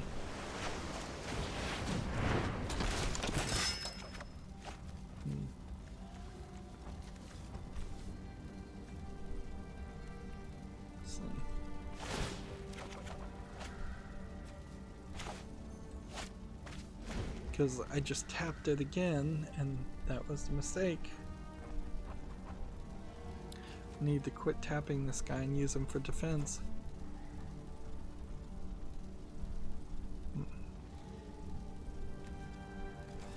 Moving on, Gamatsu has an article here. Perspective switching puzzle game Nico Ghost Jump launches for the PS4, Xbox One, and PC in 2020. I've not heard of this game, so we've had some perspective shifting games, but yeah, it looks like it's a 3D platformer that turns into a 2D platformer. Looks like it's like a Super Mario Brothers 2D slash 3D game. It seems very inspired by Super Mario Odyssey, which may not be a bad thing if it's coming to PC. Like, actually being able to play something like Super Mario Bros. Odyssey would be interesting. Right.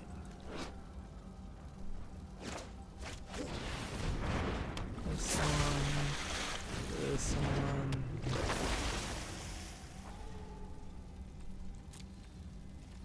No attacks. In between.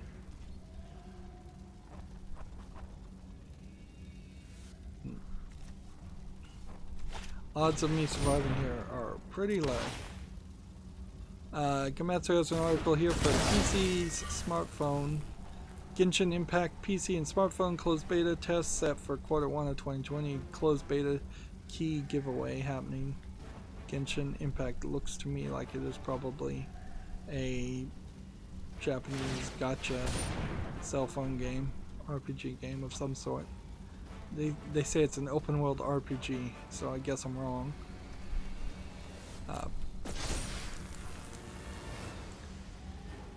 Yeah. Let's see. A game called Kingpin Reloaded has been announced for PS4, Xbox One, Switch, and PC, which might be something. Let's see what this trailer. from 3D Realms and Interplay. This looks like a really old game. Is this a remaster of an older game, maybe? Yeah, I've never heard of a game called Kingpin before, but it is apparently something that has existed. This guy's saying good game to me. He has hex on him. Self.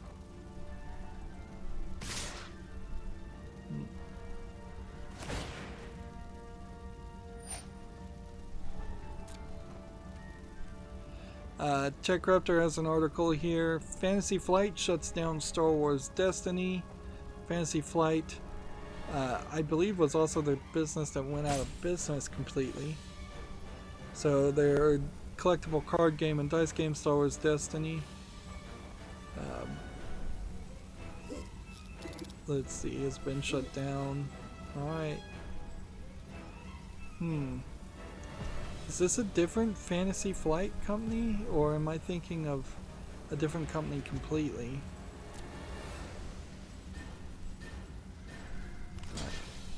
That, and then that, and then that.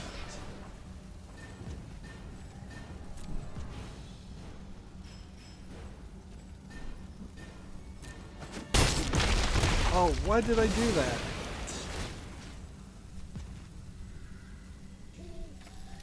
Towering wave, target a player.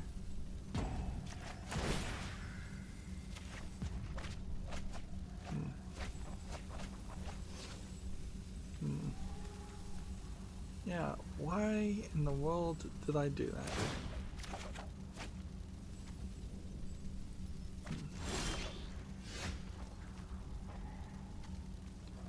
Right. Let's just go ahead and show off what we were planning on doing.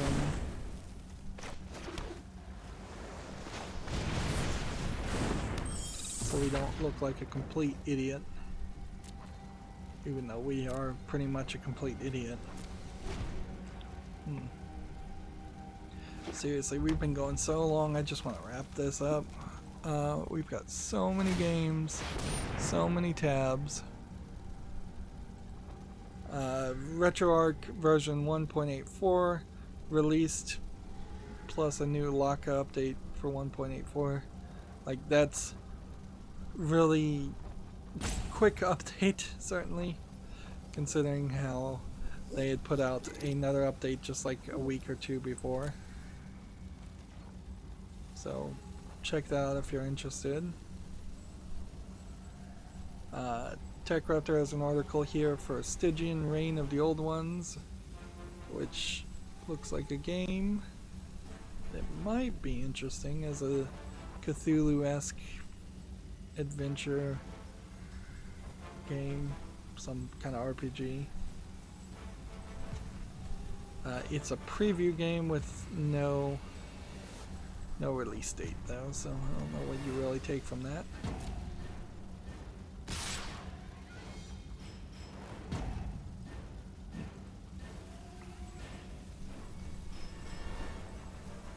TechRaptor has an article here for Summerford, a survival horror based on nuclear energy has been announced. This looks visually nice.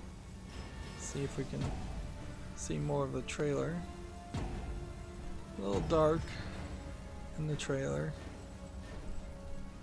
Yeah, definitely having some trouble with dark screenshot syndrome. I think maybe if they get the brightness up, there might actually be a game here. It's going to release later this year on Steam, so I'm not going to even bother to put it on the follow list. And that does let me see the end, so we could try to mention some of these games on Steam and then wrap up. Alright. This one here, and this one here, and block. Oh, I screwed up. I just lost because of trample. That was dumb. Alright, let's stop paying any attention to Magic and let's just go through some of these games and then wrap up.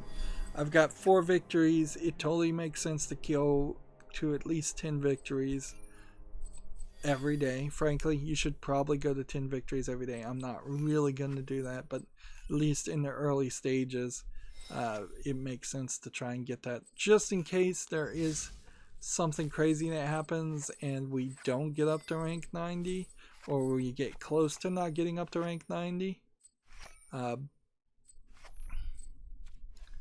But yeah. So let's see. I'm just going to kind of curate this on the fly. We have a game on Steam here called Bullet Girls Fantasia. Being an anime game, it certainly is interesting to look at. It's mixed right now. I'm going to put it on the follow list because those graphics do look interesting. Although, frankly, it may not be much. Or it may just be way overpriced here. The main game is $26.99, yet the deluxe edition is way more, and maybe that's because there's just a ton of DLC costumes. It's Japanese full audio, so that looks interesting. It seems like it is also a mixture of sword and shield and guns, which might just be a little too crazy of a mix. Next we have a game on Steam called Country Girl Keiko, which looks like a visual novel, although it's being tagged as an RPG. It's from Kagura Games, which I don't think they've ever done anything great. $14.39, English and Chinese. So it probably is just a RPG Maker Chinese game. Not as bad as a lot of garbage Chinese games, but not good enough to be anything more than just an RPG Maker game. And I'm mostly going to be skipping some games here. Let's see. Here we have a game called Taurus VR, which looks like a fly around space game. In VR, which fly around space games never interest me, and too much neon lights almost always in space games. This is $11.99 in English. Yep, not my cup of tea. We have probably another troll game called Goodbye 2019. I bet from the same people that make all these live action troll joke games on Steam. Just seems like a bunch of friends keep making these games. 64 cents. This might just be a whole different group of friends. But yeah, while I do like full motion video games, I like them when they're actors. I don't like them when it is just a random group of college kids or teenagers making a game based on that.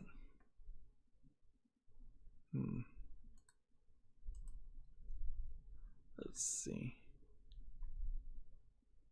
Alright, so we're seeing something here that has happened on... There is a game on Steam called Rook. It's from Sodapop or Sodapop or Sockapop, and it doesn't look terrible, but it doesn't look really great either. Looks like it's a really simplest... It's Sock Pop, S-O-K Pop. This doesn't really look like it's anything, and mostly I would just ignore it.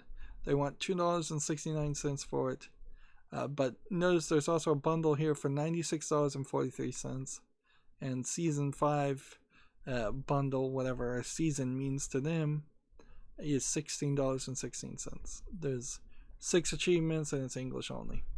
And yeah, this mostly just looks like it is a simplistic asset flip game. So normally I just ignore that. But then very quickly there's another game here called Pear Quest from Sock Pop, which looks very similar. And again, same bundles, same price.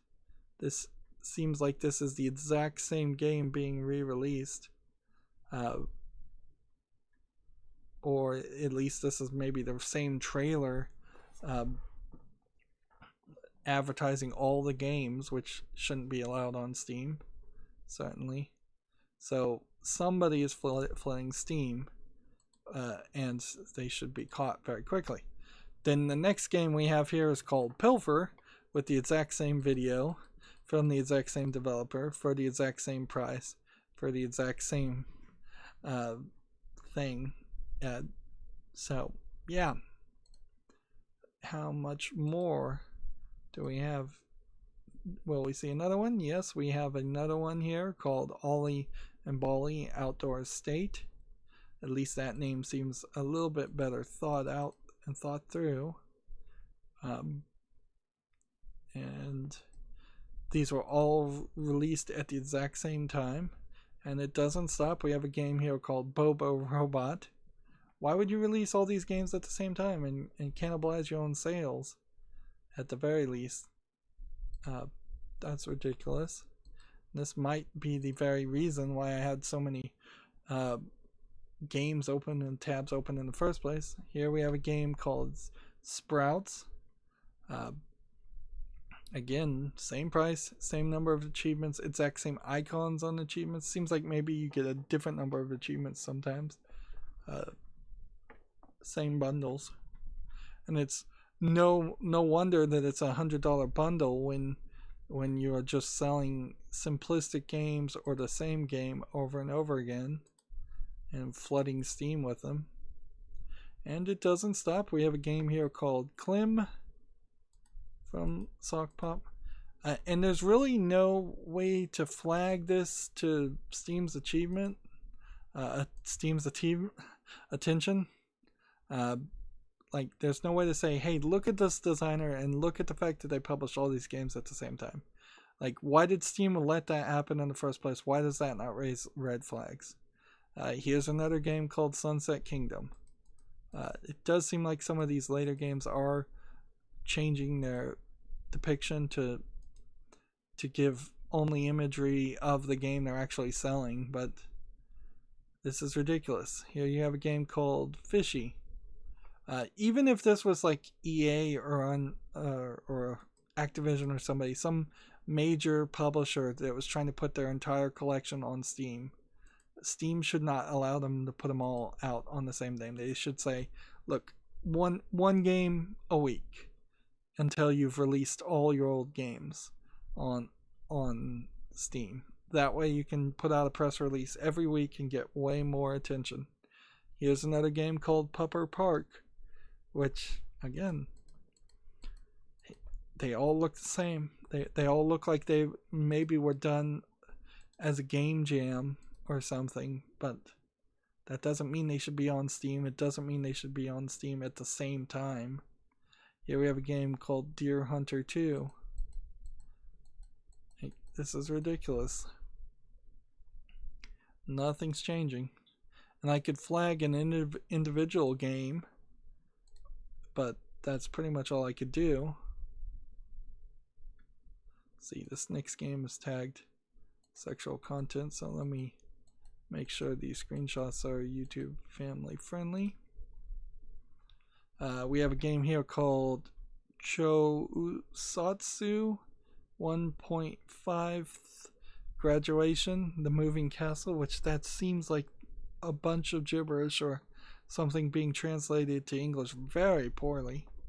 It's tagged cute, casual, adventure, and sexual content. It's almost certainly a visual novel. Apparently there's a whole graduation bundle because there's another game here called First Graduation Time After Time as a visual novel.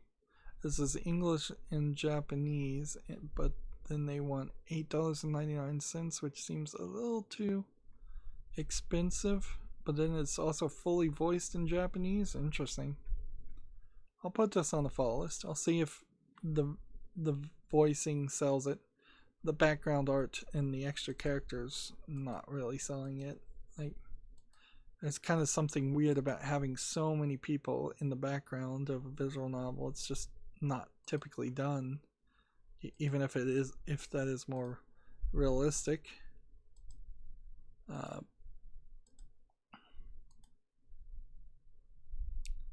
And I think I probably hit all the games that were from that one developer. Cover them. So let's just cover the other games on Steam since I only have about 5. Here we have a game called Skull's Solitude, which just looks a little too 90s. As some kind of RPG mech style game. $1.99, English only. Yeah, nothing. Not visually polished enough to interest me. I don't know if I'd really want to run around in a human size mech suit anyways in a game. Not particularly if it's just slowing me down and making me look ridiculous. Next we have a game called A Percent of a Pirate, which seems like maybe it's a puzzle game or a math game. It looks like it's been ported from a cell phone. It looks pretty boring. At 84 cents, English and French. Yeah, nothing there.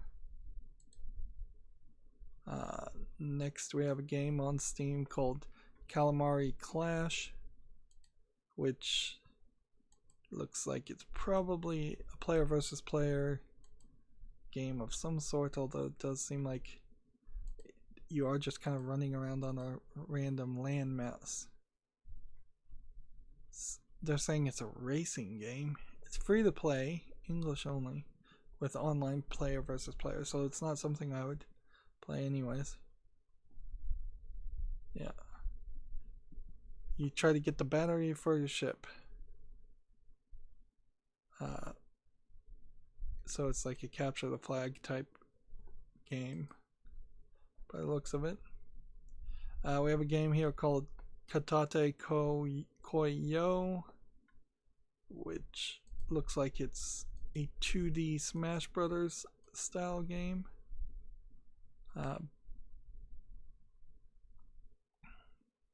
Cats fighting each other with fish.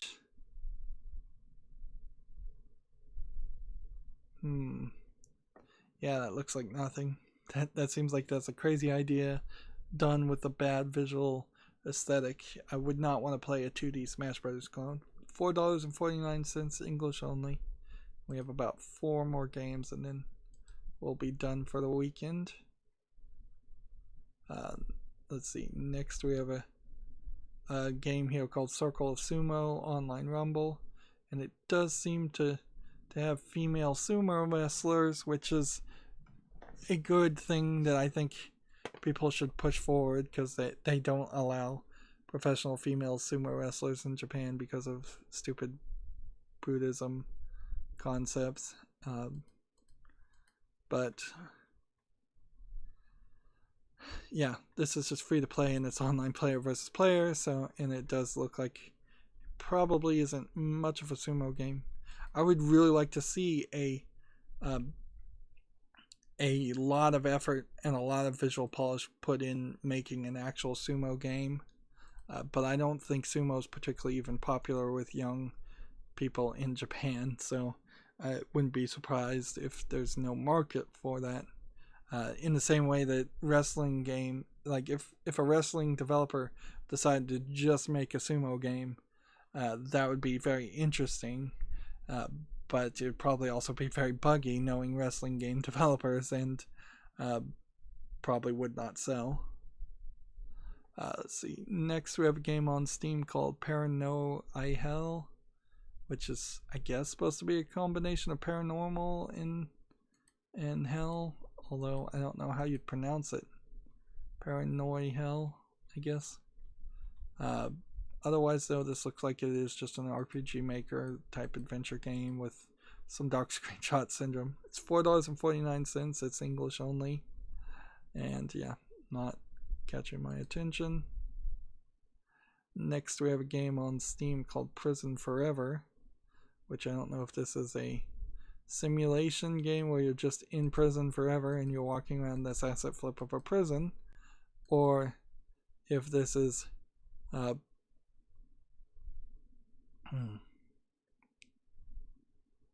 or if there's more to the game. There's no way to escape, so don't try. Maybe there's an escape room, but no.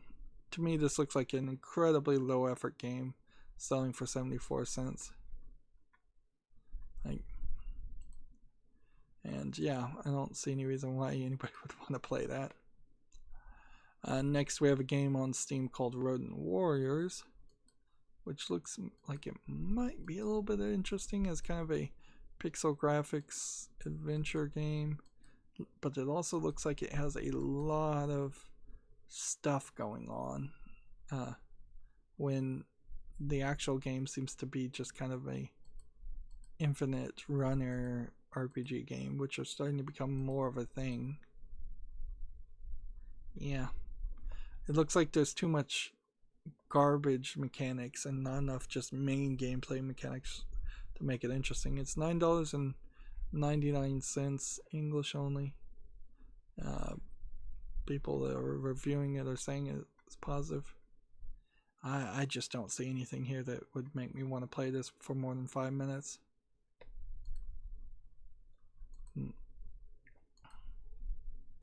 Gamatsu has an article here. The Legend of Heroes Trails of Cold Steel 3 is coming to PC March 23rd. And if you buy it before March 30th, you get a free cosmetic download. Okay, that's good to know. Maybe I should buy it. Maybe I shouldn't. A lot of those pre-order bonuses, though, not worth getting. And then Open Critic had an article here. The Crash Team Racing Nitro Fueled is making its way into the Wastelands. A new event apparently is happening. That's not really worth mentioning. And let's see. We have a game on Steam here called Gala Collider, which is this a space game? It's tag player versus player, early access, free to play, online PvP with in-app purchases. Yeah, that doesn't interest me. Okay, so then that leaves me with no more news. We can look at the Humble Bundle store. There's an Australian Fire Relief bundle, where if you pay $25 or more minimum, you get Hollow Knight, Void Bastards, Euro Truck Simulator 2, and Armorello. You get Hand of Fate 2 Dusk. This might not be a terrible offering if you don't own any of these games, or you own very few of these games. Hacknet, Primal Card, Frog Detective 1, Mr. Shifty, Assault Android Framed Collection, Think of the Children, Feather, Death Squared. This is a lot of games for $25. Quest of the Dungeons, Stillness. And the thing about this is all these little small developers and publishers can say, well, we're part of this bundle, but they don't have to really put any money in, and they don't really have to do anything there. And it seems to me like all the money goes to these charities, with none of them actually going to the developers or the Humble Bundle store or anything like that. But that is also pretty expensive. You'd also need to pick out a couple of games there that you were planning on buying, because if you weren't planning on buying any of those and you really don't really just want to support the Australian Fires, why not donate to a better charity? Or I guess maybe if those were the charities you were going to donate to anyways, it probably doesn't matter at that point. Anyway, so then that brings me back to my Twitter feed, and I'm going to just quickly scroll down, see. Unsettled Rainbow Six Siege DDoS dealers hit with a Ubisoft lawsuit. That's not really that big of a news.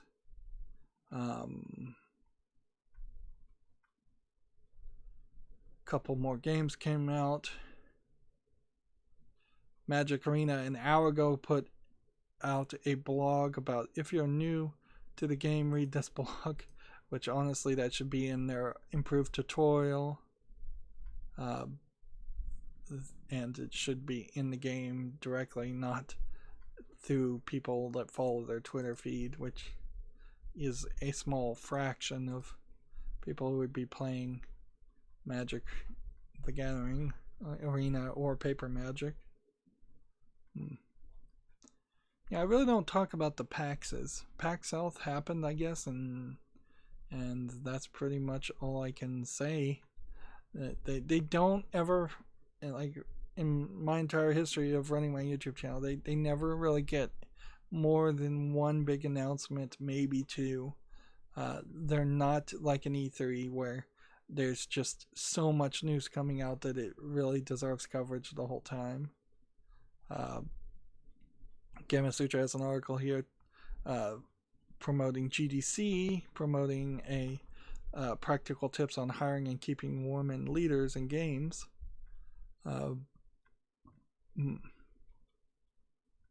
I'd give a tip as treat people as an individual, and instead of just being a demographic to check off a checkbox as far as your diversity metrics, and you'll probably get a lot farther. I've never met anyone of any gender who feels appreciated when they are treated as nothing other than a metric.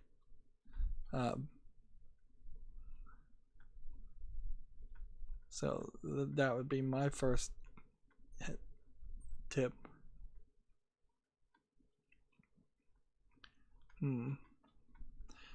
That's all. That's all the news that popped up on Twitter. So that's going to be it for the stream. As always, I ask you to like, share, subscribe, comment, and watch every second of my videos. If you want a friend to follow me on any social media sites, there's a bunch of links down below. And if you want to support me further, there's a link to Patreon, or you can friend me on Steam and gift me a game off my wish list, or gift me a gift card. Thank you for watching. Have a good evening.